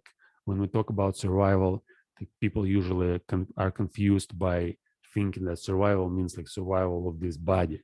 But in reality, it's much more complex. So survival may be just survival of your language, survival of your experience. So you had a chain of events in your life. You see that these events are, they are valuable for you, and you want to spread this, knowledge about these events through your community, through the entire world. So you basically want, like, let's suppose you have an idea, like any idea, and that's how science actually evolves. So you have an idea and you see that, just you may make up a word let's say, which may refer to a certain experience in real life, or which may help to describe something which people don't understand now, and you see that there's no word for that. You want to spread it, and this idea, this one word, may be essential for your identity, for your survival, and you may think about survival as of this word, this idea, this certain, it may be even mode of life, like mode of being. So you develop a certain personality, you develop a character, and you see that this character is so powerful, and you understand that you as a person is going to die. But this character, like you may think about this character as a higher form of life, as a like superhuman, in terms like overman in Nietzsche terminology. So he doesn't want to preserve Nietzsche. He wants to preserve this idea of overman. And for him, overman, it may be something like, this guy who really understands everything, and his life is just as miraculous as can be imagined. And it's another type of idealization. And Nietzsche hated idealism, but at the same time, he was an idealist, since he had the Zarathustra. But by the Zarathustra and Overman, he meant, well, even if he doesn't say it, he meant himself. So he wanted to preserve a certain type of life, and essentially just a just a philosopher. It's like print. This idol is just Overman. It's an idea of a philosopher, and philosopher doesn't mean just a man, just a bookworm who reads books all the time and wastes 50 years in library and see no real world. It's both. It's real interaction with people, real life, traveling, going around, reading, studying, doing something, painting something, engaging in all sorts of social and personal activities, or maybe something else. But the idea, again, like what wants to survive, it's never clear. Usually, it's just a certain language, just a certain set of ideas uh, united in your memory. Let's say you may have now I'm thinking a lot about memory. I mean, memory may be something like character. So we usually tend to think about memory as if we have a certain, tool, or a certain device built it in our brains, and this device is used whenever you want to recall some past experience, or whenever you want to remember some words, whenever you want to learn something. So you activate this device, it captures a certain piece of information, and then it's able to reproduce this information whenever you want to reproduce it. But in reality, it's very hard to say that there's a real mechanism like that, where it's like neurocortex, or amygdala, hypothalamus, the brain stem, whatever the hell there is. It seems that memory and personality, they're very uh, close concepts. So memory is essentially a person, and what is memory? It's basically like your experience, your language. Anyway, I'm going to talk about it later in more details. I was thinking about memory a lot yesterday before I fell asleep. I was recalling my experience of writing a novel. So my first novel, I'm going to share it. I'm going to share it since I want to explain it here now. So it was my first novel. My first, oh, no. Where is it? Okay, I guess it's here. it was my first novel, which was called The Last Cigarette, and I published it in 2011. Yeah, I guess it's going to take another half an hour. But anyway, so I really want to talk about it. So yeah, it was published 13 April 2011, The Last Cigarette. And I was writing it for, it's short, there are 30 pages or something like that. I was writing it for almost a month. I don't remember exactly how many days it took me to write it, but it wasn't so much. I guess for a couple of months, maybe a little bit more.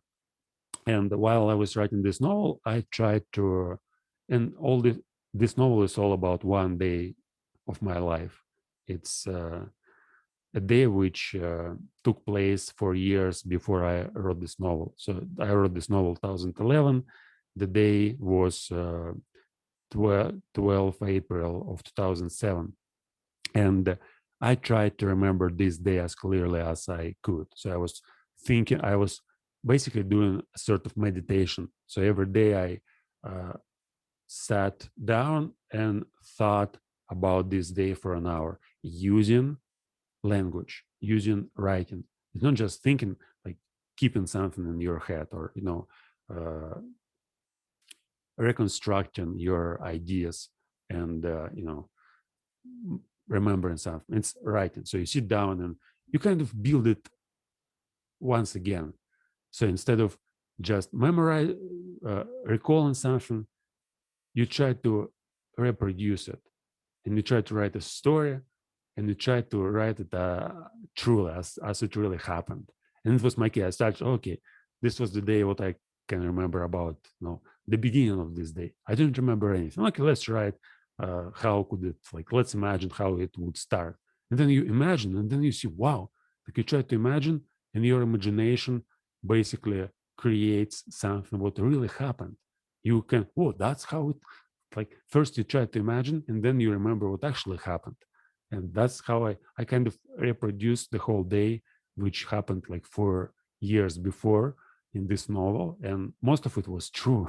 I mean, I described like the sequence of events. It's almost exactly as they happened. And some thoughts and some dialogues in this story, some of them are made up, but again, most of them are real dialogues which I had with these people, and I could remember these dialogues, but vaguely, not clearly. And next time, 2000, like this, the same year, 2011, in September, I decided to continue this story, this novel, or just story, let's say. And I started writing another story, and I remembered another day. It was from the same year, 1000. Yeah, and I did it September 2011, but the day was September 2007. And so I was working on this day, and I could remember everything what happened, and I was so amazed by that. I was, wow, and I didn't recall it. I was just sitting and thinking, okay, let's just. I remember this day. It had a certain impact on my life, and it was so emotional. And the events were, I just went to a nightclub with my friends and met a girl there, and then we ended up in her apartment. So nothing. No, for me it was special since it was the first time when something like that happens. Like when I ended up at the girl's apartment after the first meeting. It was kind of unusual. So it was the same day, and I was so happy about that. I remember, but I forgot almost everything what was going on. I remember I went to the nightclub. I was sitting there talking to this girl, talking to my friends, and we were dancing. Then we called a taxi and went to her, to her apartment. First, we wanted to come to my apartment, but then she said to her. I remember 12 dialogues. That was so fascinating. I I was so impressed by this activity, just trying to remember something for half an hour, for an hour, trying to reconstruct it, to build it first from imagination, but then you see how your imagination actually uses your memory to describe everything what was really going on instead of just making things up.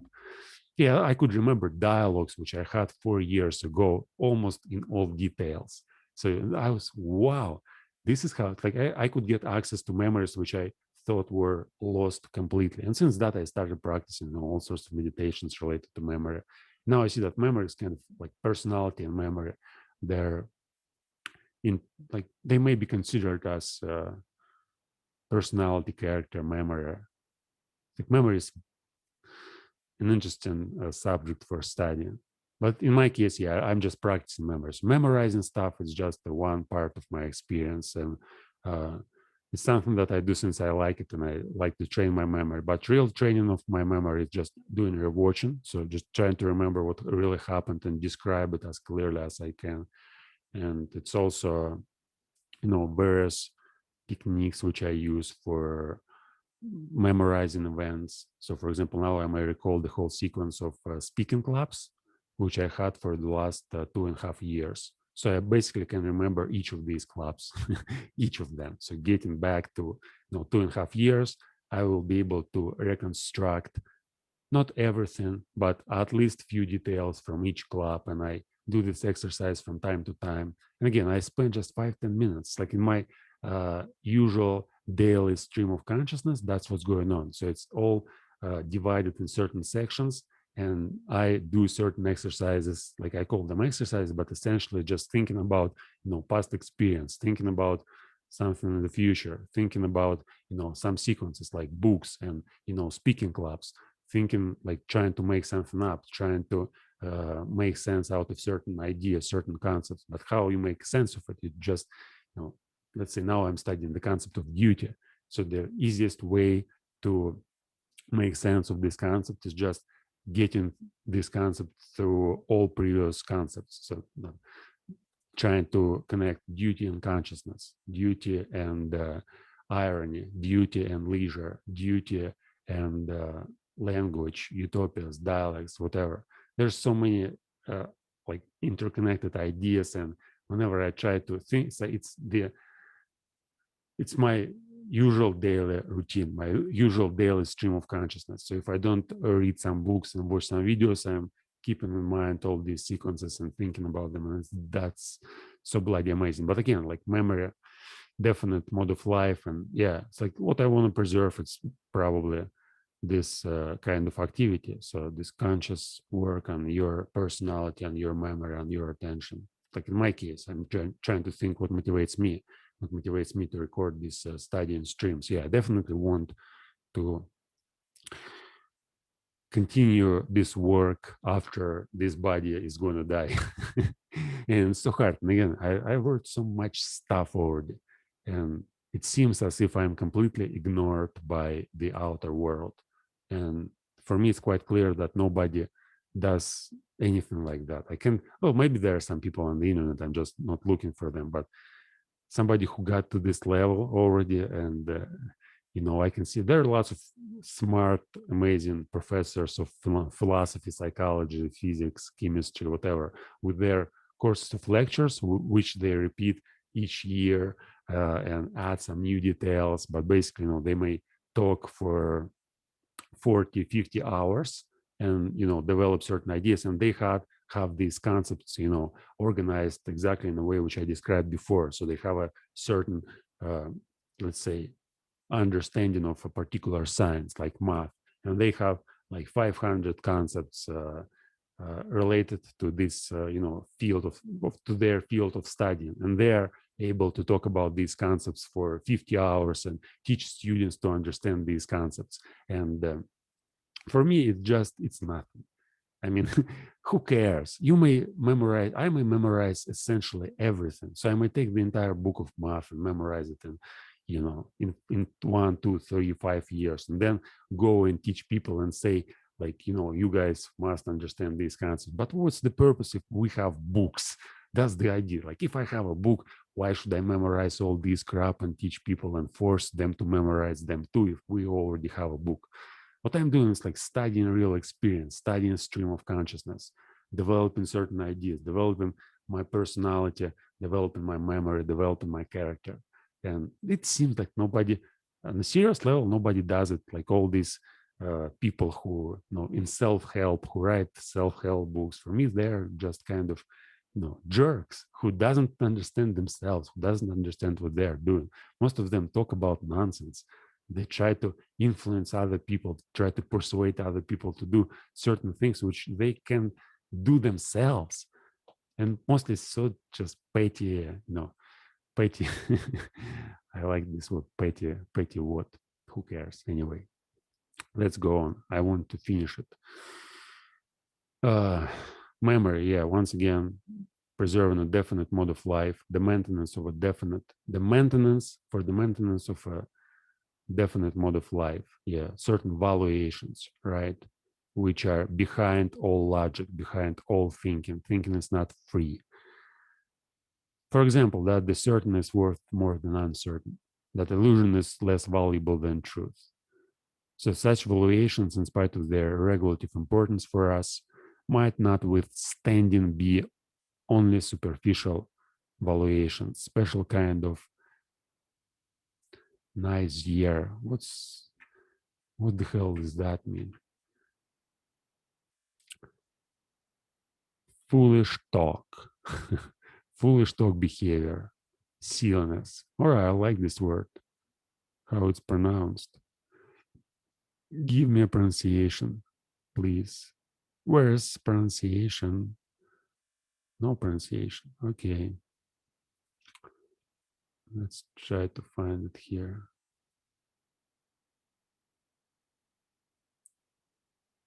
Nice year. It sounds like nice. Niaisery. All right, I like this word, niaisery. I'm going to use it in my daily, uh, daily routine. Anyway, niaisery, niaisery. So I'm going to memorize it. Anyway, special kinds of niaisery. It's like foolishness, stupidity. I'm exhausted of using these words so much. Why not memorize a new fancy? I guess it's a French word. Niaisery, niaisery. Okay, that illusion is, let's read the sentence once again. For example, that the certain is worth more than the uncertain, that illusion is less valuable than truth. Such valuations, in spite of their regulative importance for us, might notwithstanding be only superficial valuations, special kinds of niaisery, such as may be necessary for the maintenance of beings such as ourselves. Okay, so now, behind all logic, there are certain types of valuations.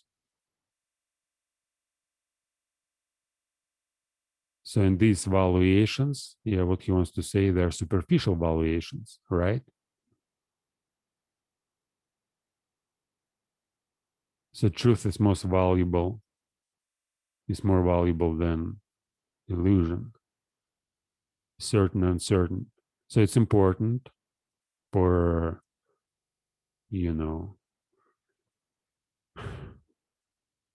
making us who we are, but it's still maybe superficial. It's just special kind of niaisery. So why should we be okay? I got it. I want to just, get a little bit further.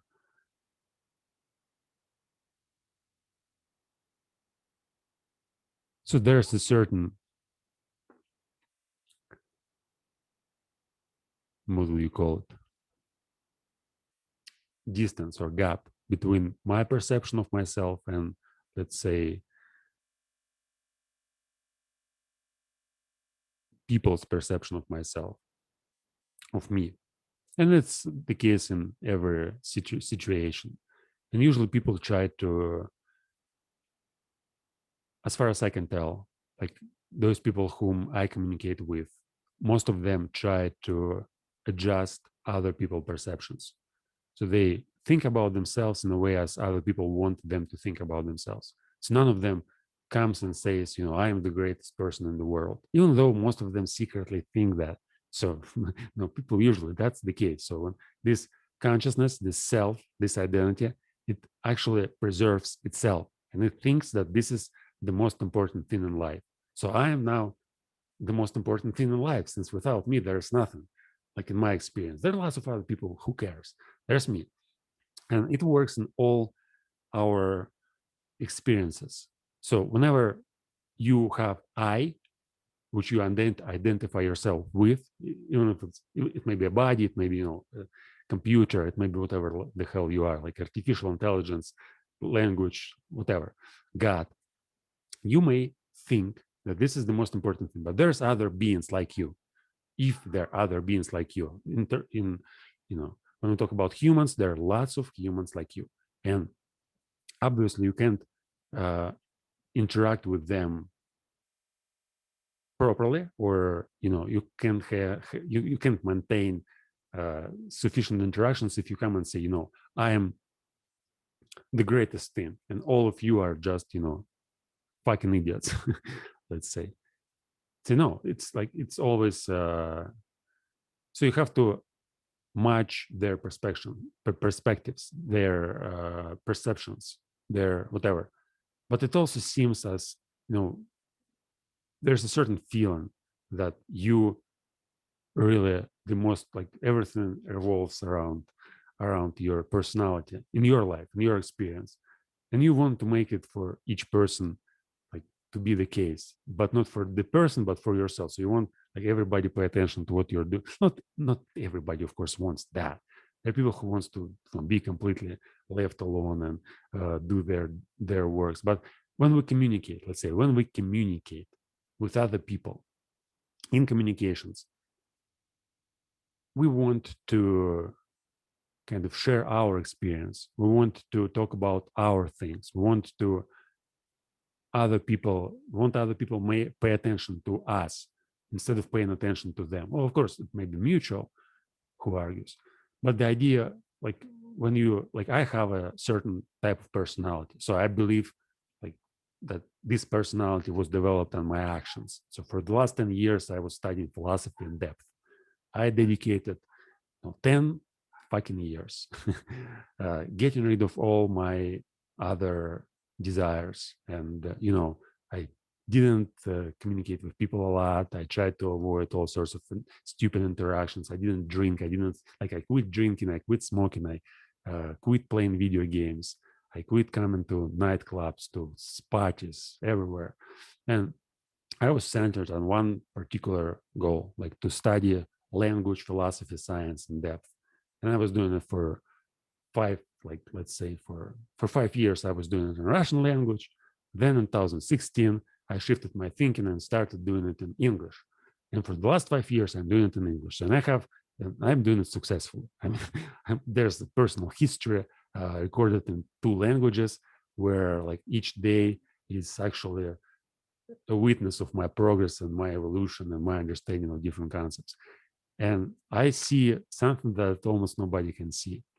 In language and in science and philosophy, I can't find anybody who can really understand what I'm talking about. And sometimes I can't understand even what I'm talking about, but it's another case. But the idea is here. So I think about myself as if I were one of the greatest philosophers of our times.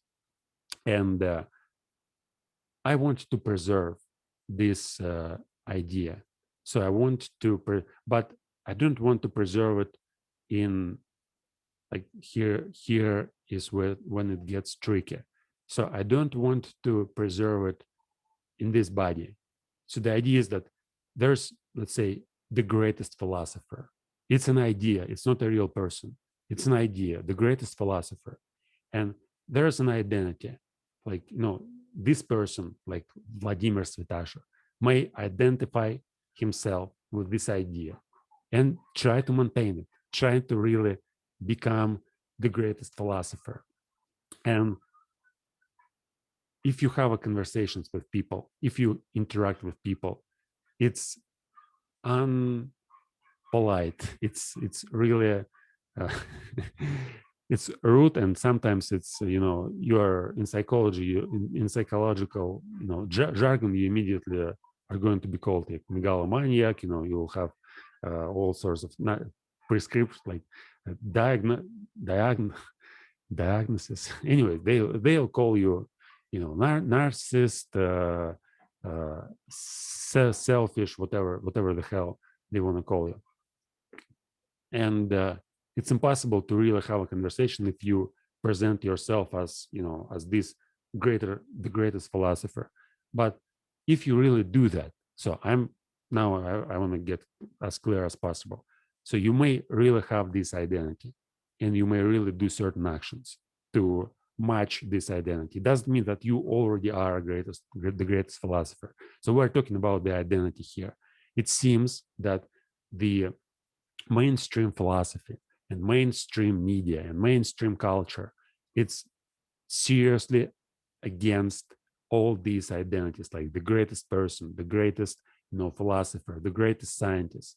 Modesty and humility, humbleness, that's the uh, modern idols, like printed idols, whatever. No, printed idols, constitution. But anyway, like recently I got through weird vocabulary. So the idea is here, like this identity, it's no longer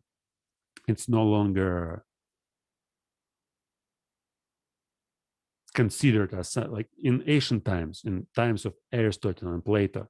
So if you want to say, I want to be the greatest philosopher, like people, wow, that's amazing. Like, man, what are you doing? Like, I'm studying Plato, I'm studying, Epicurus, I'm studying Aristotle, I'm studying Heraclitus, I'm studying mathematics, I'm studying physics, I'm studying myself.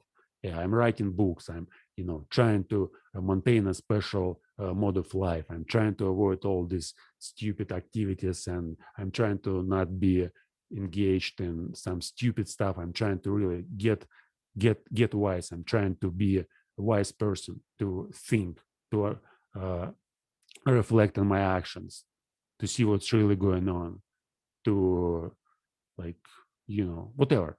So this was considered as something great, as something noble. Now, if you say, I am the greatest philosopher and I want to be the greatest philosopher, yeah, you might say, I want to be the greatest philosopher, but you can't claim that you already are the greatest philosopher, since it's impolite. Say, well, you're an arrogant person. You're, what the hell are you talking about? And what's really funny, like nobody is going to investigate like whether you are really the greatest philosopher or not. So if I say, for example, that I am the greatest philosopher, and I say, and somebody says like, what are you talking about? Like it's arrogant. It's, just work on your ego. Your ego is so it's so strange. Like you saying that, it sounds very weird.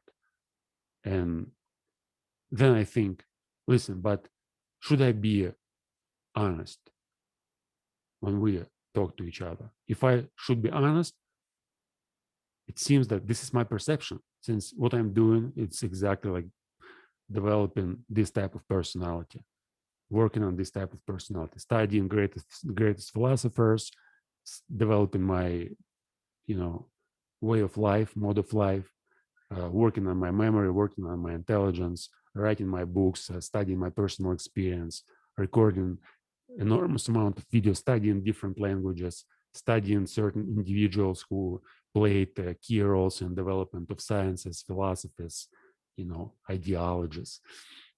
And I'm doing it successfully since, I'm doing it for 10 years in two languages, and it goes well. And there's no like if you take each year, so when I take like 2019 and compare it with 2020, I've definitely done so many things in 2020 which I haven't dreamt of in 2019, and the same like 2019 with 2018, etc., and going back to 2008 or 2007. So the problem is like there's an identity, and you want to match this identity. You want to say, like, you want to think as if you're the greatest person, as if you're the greatest philosopher. But other people will not consider it the case. They will say, no, it's not true. And well, it's very hard to preserve this type of identity. And then the question is like, what is really the truth? Who says that you're the greatest philosopher? So you may say, well, the truth is valuable here, and if well, I may delude myself, but if this delusion actually makes me study philosophy in depth, if this delusion helps me to control all my emotions, if this delusion helps me to maintain a meaningful life, to restrain my uh, unrestrained passions, why this delusion is not more valuable than truth? So let's suppose like this extreme case. Let's suppose I'm thinking like I am Napoleon, let's say, or whoever, uh, Alexander the Great, or Jesus Christ, whoever I may think about myself. So, and I want to really imitate this person. Well, in one case, of course, I'm walking around the street and saying to everybody, I am Napoleon. Of course, I'm not talking about this. Well, let's take a really extreme case. Let's take, I think I'm God. So, like, you may go, to understand better what I'm saying now. You may go on this. Yeah, you may go and listen to this guy. So I really, I spent a couple of years listening to this guy in order to study English, but now I don't listen. As you may see, I don't watch his videos. I stopped watching them, few years before. But you may see, yeah, you may see how many videos I watched before. They're just stressed here, and I guess I watched all of these as well. So I started watching them at the middle of 2016.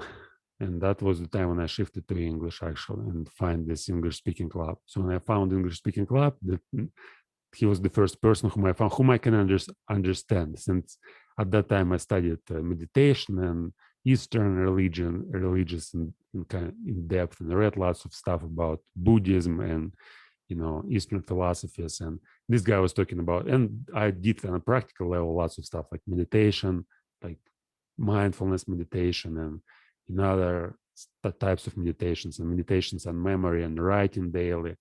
And I watched like how I don't know, maybe a few hundred hours of his videos. And there's videos where he talks about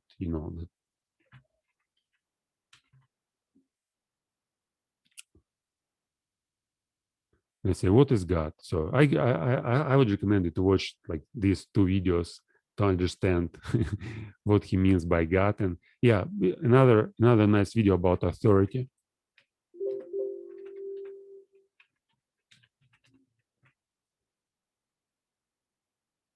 I guess it's here. How authority works. Where does truth come from? So I guess this video is one of which I may recommend to watch to understand what I mean by this thought experiment, which I'm gonna discuss now. So imagine you are God, and who cares about the truth? So you may say, I am God, and then you may try to behave as if you were God.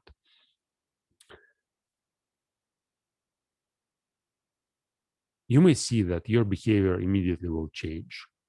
And you like if you see, I mean, you have to be serious about it. It's not just imagine that you're a God and then you go and drink drink vodka.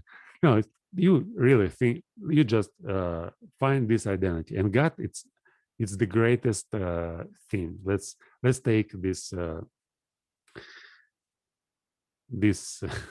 don't have definitions of God, but let's suppose that we make up some definition: almighty, omniscience, whatever the hell this this thing is. We take this thing as an identity and we try to match this identity. So it's basically a perfect being, and you say, I am a perfect being, and then you try to behave as if you were a perfect being. And that's where this whole spiritual path and activity comes from. So you, okay, I'm the perfect being, I'm trying to marry, and then you live 10 years of not 10, okay, let's say, then you, so to really to make this experiment, what you have to do, you have to take this identity like God, no matter whether you understand what it means or not, just take this thing as an identity. write it down. Okay, I'm going to live like God. And then you write down every day one page. You may even not address it literally. You don't need to say like I am God and this is what I'm doing. But you may think about it through these lenses. So you may always keep it in mind that you're trying to be God, trying to be God, and write about your experience for 5 years, like developing your language and see what's going to happen. And you know, uh, you may not be, you may get crazy. There's lots of there's lots of advantages of that, but the big disadvantage that you may get crazy immediately, and people will say, "What? What are you doing? You're crazy. You're just talking and walking and talking about God." And that's ultimately just an example of Jesus Christ, like what was going on, like on a deep level. So this is an identity of God, and this is the person, and he says, I'm going to match this identity, and I'm going to focus all my attention and all my power and all my life on this purpose, match this identity. And of course, after a couple of years of serious pursuit of this identity, you may develop this identity, see what's going on, and then like it may be false, you may not be God, but who cares? If you suppose like you're an average individual right now, like 20 years old, let's say, like just finished your university, so your daily life consists of hanging out with your friends, drinking, eating some shit at McDonald's, uh, playing video games, reading lots of crap on the internet, like social networks, like communicating with some idiots, going to some parties, engaging in sexual activities all the time, uh, like developing some, I don't know, like you may write it down, like the whole list of your behaviors. And let's suppose that you want to be like some, like let's suppose you adopt this identity. You may get like you may smoke, you may drink, you may have all sorts of stupid habits. It may be false. The whole identity may be false. It may be like, it may not be true. But if you kind of say, okay, I'm gonna match this identity, you may get rid of all your stupid habits. You may, no, in my case, well, I didn't think about it in these terms, but there was something in 2007 after it was even before I read Castaneda. It was like I read Osho. It was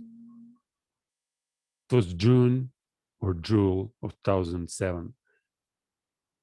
But before Osho, I also read this, another book about affirmations by some spiritual woman. What was her name?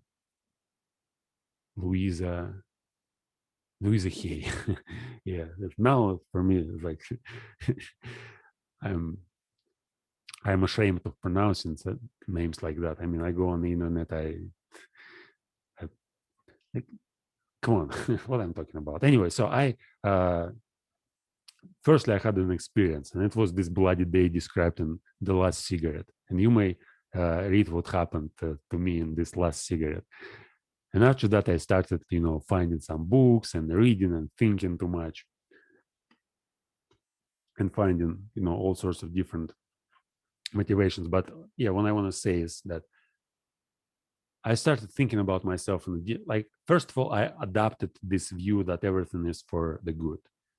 It was the first like ideal which I adopted, and which helped me to get rid of my emotions. So I broke up with my girlfriend after 3 years and 3 months of living together. And I wouldn't say it was hard. It was easy from the very beginning. It like it it was the opposite. I was thinking, it's terrible. I have to drink, and I have to, my mindset, my entire mindset was, when you break up with a girlfriend, you go and drink, and you do some stupid things, you fight with somebody, you become upset about life and you curse life. In my case, it was exactly the opposite. So I started thinking, I started reading books, I started listening. I was so inspired by what has happened. And soon I discovered some books, and Osho was one of these books.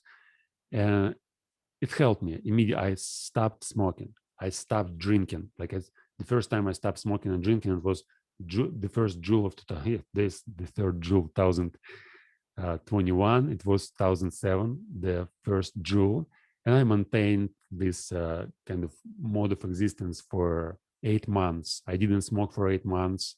I didn't. Well, I tried to drink, but just to see how it will impact, how it will affect my behavior, and I didn't like it, and I stopped drinking. Like I did a few times just to see will I be able to just drink 3 small glasses, like don't know what's the exact word, but 100 grams of vodka, and see whether or not I'll want to drink more. And I was able to control it. And then I stopped drinking at all. But the idea was that I maintained a certain type of life, and definitely I was thinking about myself as a different person. So I developed a new personality, and I was highly influenced by Carlos Castaneda's books, by an image of Don Juan, and I tried to maintain this. Yeah, for me it wasn't God, it was an idea of warrior from Castaneda's books. So I was thinking, okay, this like type of being like a perfect warrior, like not warrior in terms of going and killing people and fighting and with guns, etc., but warrior in terms like on a psychological level. So it's kind of mode of existence, and I maintained this type of existence for 8 months, and then it transformed my life completely. But what I want to say, this idea of adopting new personality, you're no longer like you're no longer this individual. You're like, there's your name, and you say, okay, I may just use this for. It's hard when you communicate with people, so that's why it's better to get rid of your social interactions and do it alone, like to go into the desert and social desert, and uh, speak with people as less as possible and do certain work. But again, the whole idea is it's a false first, like fake. All what I was trying to say for the last 10 minutes was fake it until you make it. Right? So it's the famous expression. So you fake first, you have this identity conscious, or identity as something meaningful, like the greatest philosopher. Then you do something to become a greatest philosopher. But what's important is not only to do things, but also to think about it, to write about it, to uh, understand what you're doing, to reflect on your personal experience. And writing is, I guess I need to record more videos about writing, but not now. I mean, I think certainly in my environment, like in my entire, like all people whom I communicate with everywhere on the internet, in here, like in my local town, like nobody understands what is writing. Nobody. Like there are some professors, of course, whom I listen to from, Yale and, Berkeley and Stanford and other universities, who understand to some degree what is writing. But there are some philosophers like Schopenhauer and Nietzsche who understand what is writing. But on in my social circle, there's nobody who understands what is writing, since nobody uses it. And at least there were many people who understood it in the past. And now I'm used writing, so I'm right every day. I'm trying to think and develop my memory, my attention, my imagination through writing. And it's in terms of developing new identities and false false identities, or higher identities, matching some ideals. Writing is the key. But anyway, yeah, I was talking about this falsity versus truth. And in these 3 paragraphs, basically Nietzsche talks about the same things, conscious thinking, but then he gives an example which actually made me think about this God identity. And God identities, essentially what when you say all these religions are, most of religions are based on this identity of God. And when you think about motivational videos, like why are they so popular? there's like millions of subscribers, and there's so much trash there when people just say, you must do the thing, you must, go to the gym, you must do the work, like pursue power, whatever. It's the same type of religious thinking. So I say, there's God, it's a perfect being, and it's unattainable. But you may just take it as an identity and develop a God in yourself. Let's say this is another form of, spiritual work. You think I'm God, but it's not. I may become God, and to become God, you basically do certain. You start think like God. Like, so, if you God, can you smoke? Can you get rid of smoking? Can God get rid of smoking? Can God get rid of video games? Can God get rid of, that's what he can do. uh, Libido, let's say, all these pursuits. Well, you can't do that, of course. You may just cut off your dick, and as some people did, like what's in Union books about psychological types. He gives an example of two philosophers, Origen and Tertullian, and he considers them from this perspective. Like, Tertullian was the guy who basically sacrificed his, let's say, intelligence for the sake of his feelings. And Origen did exactly the same. He sacrificed his he cut his dick and dedicated himself to intellectual pursuits.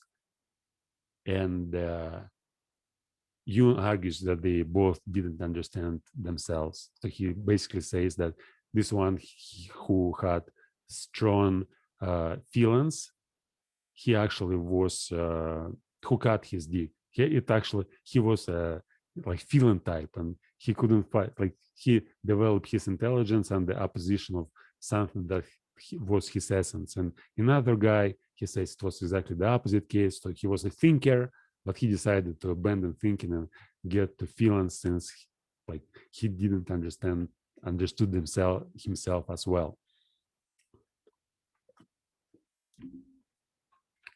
So, but again, think about this idea, like you are God. What are you going to do? Would you engage in stupid? It immediately changes everything. So if you adopt this identity, you are omnipotent. Serious. To quit smoking, you just say, I don't smoke. That's all. And you don't smoke. The problem if you are not God, the next day you go and smoke. That's the problem, since your feelings are stronger. But then you say, come on, I am God.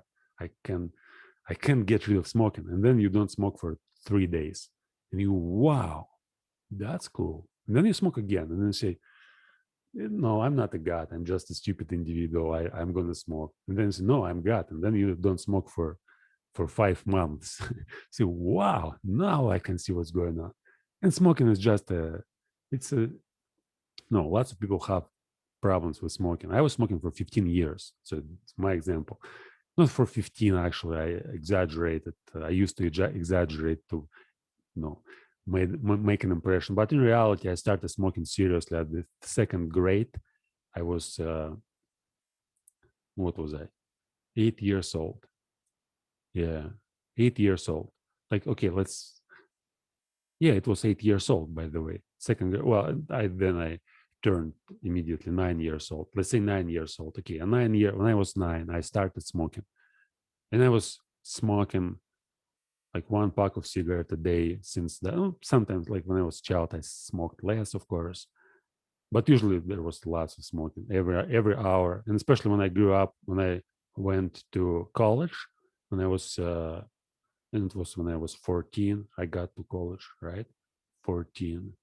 Yeah, it was the year of 2000. Yeah, and I turned 15 like in a few months. But yeah, the point is, like, okay, let's say I was 15. So 15, from the age of 15 to the age of 22, when I actually first quitted smoking seriously for 8 months, for the next 8 years. So I was smoking a pack of cigarette each day for 8 years, and before, like for another 6 years, I was smoking like, not a pack of cigarettes, maybe 10 cigarettes a day. And so it's 14 fucking years I was smoking. And then after no, before I read Castaneda actually helped me. So it was first, it was this idea. So I decided that I'm gonna, no, I'm strong. I use my consciousness, and no, I understand that it's a stupid behavior. I want to quit it. I quit it, and then I found Castaneda, and he helped me to maintain this personality for next 8 months. I was reading his books and adopting this personality of a warrior. And again, by warrior, to understand what I'm saying, read Carlos Castaneda's all his books. Essentially, there are not so many of them. Just 8 books, which are short, like 200 pages each. Is going to take just few dozens of hours. Anyway, so smoking, I quit it, and it was so easy. I mean, there were so many other things, like playing video games, for example, was way harder to quit than smoking. And I tried to work on my, what I couldn't quit is just, let's say, to cut this libido channel and stop it for it's possible to stop it when you die. That's for sure. But anyway, talking too much. Let's get back to real stuff. So the certain is worth more than uncertain. The illusion is less valuable than truth. Such valuations, in spite of their relative importance for us, might notwithstanding be only superficial valuations. Special kind of nizier, forgot the word, nizier. Okay, I'll learn it later. Such as may be necessary for the maintenance of beings such as ourselves. Yeah, I see now. Just an insight. Had an insight. So truth versus illusion, and the certain versus uncertain, it maintains us as average human beings.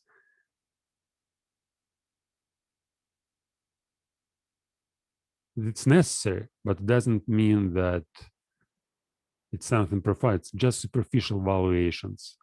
Yeah, that's wow. Now I see it. Come on, that's amazing. I mean, all these studying streams, they bring so much value and so much power to my understanding. So the idea is that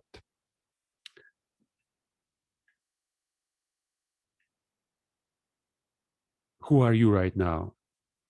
It may be true, but if you stick to this truth, you'll never be able to develop in something beyond an average individual. To get to overman in Nietzschean terms, you have to believe in something that is not true. So you first have to, and again, it's an ideal. I don't think Nietzsche makes these ideals. Maybe, maybe he wants to present this argument, but yeah, an ideal, like when you believe that you are, like when you adopt a new personality, when you say, I am the strongest man, or I am the smartest man, or I am the wisest man. It may be not true, but if you try to maintain this personality, it may actually will turn into the truth. And yeah, he says, he emphasizes it a few times, like maintenance of a definite mode of life. Yeah, the maintenance of a definite mode of life. And again, the maintenance of beings such as ourselves. So truth is necessary for the maintenance of beings such as ourselves, but if we want to get beyond ourselves, if we just don't want to survive, but we want to create something amazing and great, we have to understand that illusion and uncertainty may be more valuable. And he doesn't say that it's like the real case. He says just, for life itself, illusion and uncertainty may be more valuable than truth. And then later he probably will talk about it. And yeah, and man, as if it feels as if I'm reading this book the first time. Like I now understand so fucking much. Supposing in the fact that man is not just the measure of things, here I don't know what he wants to say, but let's suppose that, yeah, measure of things, yeah, like truth, yeah, when you say the truth, right? What is the truth? Yeah, you just measure things, you say what's really here. But if we say that what may be here, or when you think about something, when you have a goal and you want to achieve this goal, right? And Nietzsche talks about error at the preface, like perhaps how he finished the preface, that we are who are neither Jesuits nor Democrats nor even sufficiently Germans, we good Europeans and free, very free spirits, we have it still all the distress of spirit and all the tension of its bow, and perhaps also the error, the duty, and who knows, the goal to aim at. So the goal may be like, if you have a goal, the goal may have nothing to do with truth, but to get to this goal, yeah, you have to sacrifice truth for this goal. So you are a pusillanimous individual, and you want to be a great person, you want to be the greatest philosopher. So you have to sacrifice your, petty spirit to achieve something beyond. But also, and there's always ways of self overcoming. So you never stay the same. You'll never stay the same person. You don't never, okay, now I've achieved something. Like in my case, for example, it's so fucking strange. I mean, 2017, before I shifted to English, my language was almost excellent. Like, I was writing for 6 years on a daily basis, my journals, and I studied my experience, and I read, as I say it again and again, like hundreds of philosophical original works. And I did so much stuff. I did lots of martial arts. I did lots of, tsegun and all sorts of practices. I went to banya each week. I went to Serovdorodny swimming, like in winter. And there was so much, work on, psychology. So I was meditating, developing my memory, developing my attention, developing my imagination, writing lots of poetry, philosophy, uh, trying to memorize lots of things which I found. No, there was 2013, for example, I could memorize a poem called Parasha by Turgenev, and it was such just another feat which I accomplished. I was so much impressed by this, like my personal abilities to do that, since it was a long poem. It took me 40 minutes to read it. So after I memorized it, it took me 2 months to memorize the poem, and then it took me me to like 40 minutes to read it. So essentially, it's 20 pages of texts, or something like that. And it was kind of work on memory. I did it only because I wanted to improve my memory, and I used 20 minutes every day to memorize one piece of this poem. And when I accomplished it, I was thinking, wow, that's so great.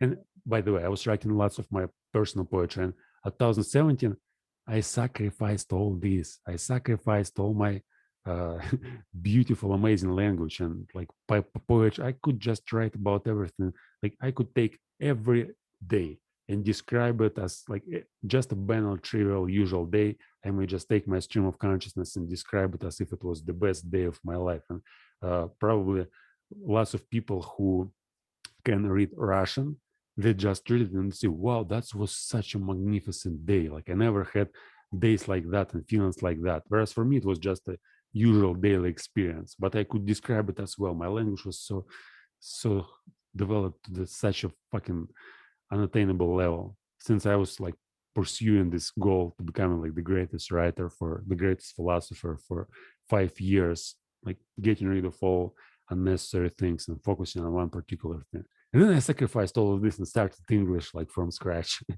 That was crazy. I mean, I shifted my journal, and there are some, some moments in my personal history where I shift back from English to Russian, and there's such a huge contrast. I say, oh, it's like, let's stop this madness, let's stop like writing as if I was just a fucking idiot. And now when I speak, I feel the same. So it still doesn't work as it worked when I spoke Russian. And whenever I speak, I feel as if I'm saying some sort of nonsense, since according to my Russian standards, it's just, my my fluency, my ability to speak English is so low, it's so cheap, and so, you know unsophisticated.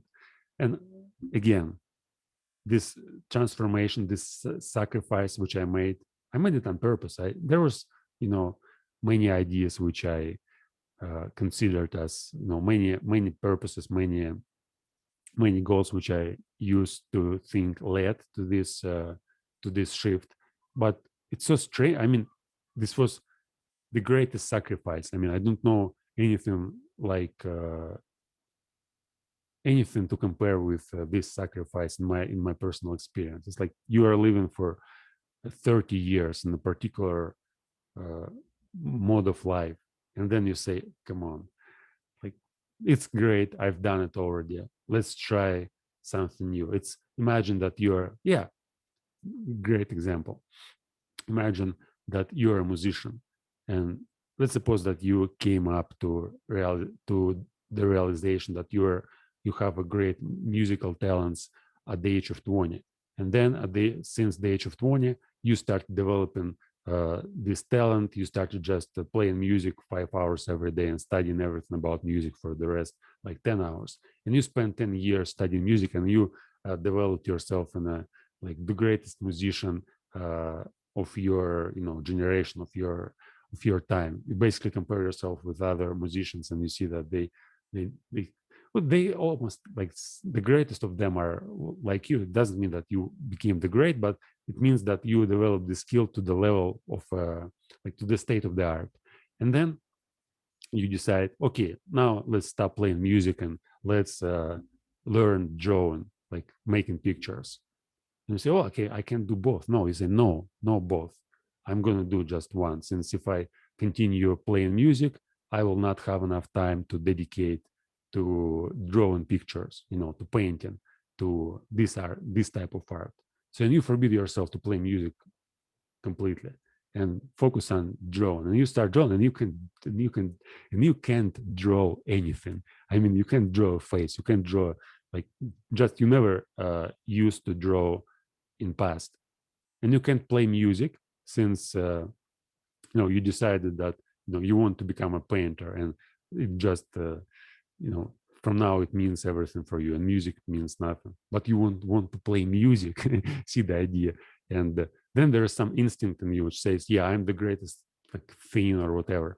I'm going to develop myself, and I'm going to become as great as great at painting as I was great in music. So and you transform all these uh, how Nietzsche calls them. There was a nice word, definite channels. So you basically take your conscious thinking, all your streams of consciousness, which were uh, floating, okay, which were, what's the word? Anyway, which were centered around music. You just focus like your neural network, your brain on painting, and forbid yourself to think about music. And so and you force it in different channels, and you develop the same skill. But again, it gets like 5-10 years just to get to the same point. And that's what I'm doing with languages. Exactly. This is a great analogy. So in Russian, I've reached the level when it's undeniable, like it's Dostoevsky level. So in Russian, so whatever I reached in Russian is Dostoevsky, like level. If you read my Hour of Thinking or my latest, journals and some texts which I wrote, some poems, it's Dostoevsky level. In English, it's level of the first grade student, and that's what I'm working on. So I know that I can reach the same level in English. It takes just more time. I understand it's gonna like first I thought it's gonna take just few years, but now I see that it's gonna take probably 10 years. So now I've already spent 5 years, and I guess in the next 5 years I'll reach something like this level. If I survive for these 5 years. I mean, yeah, since it's so tense. I mean, this activity just it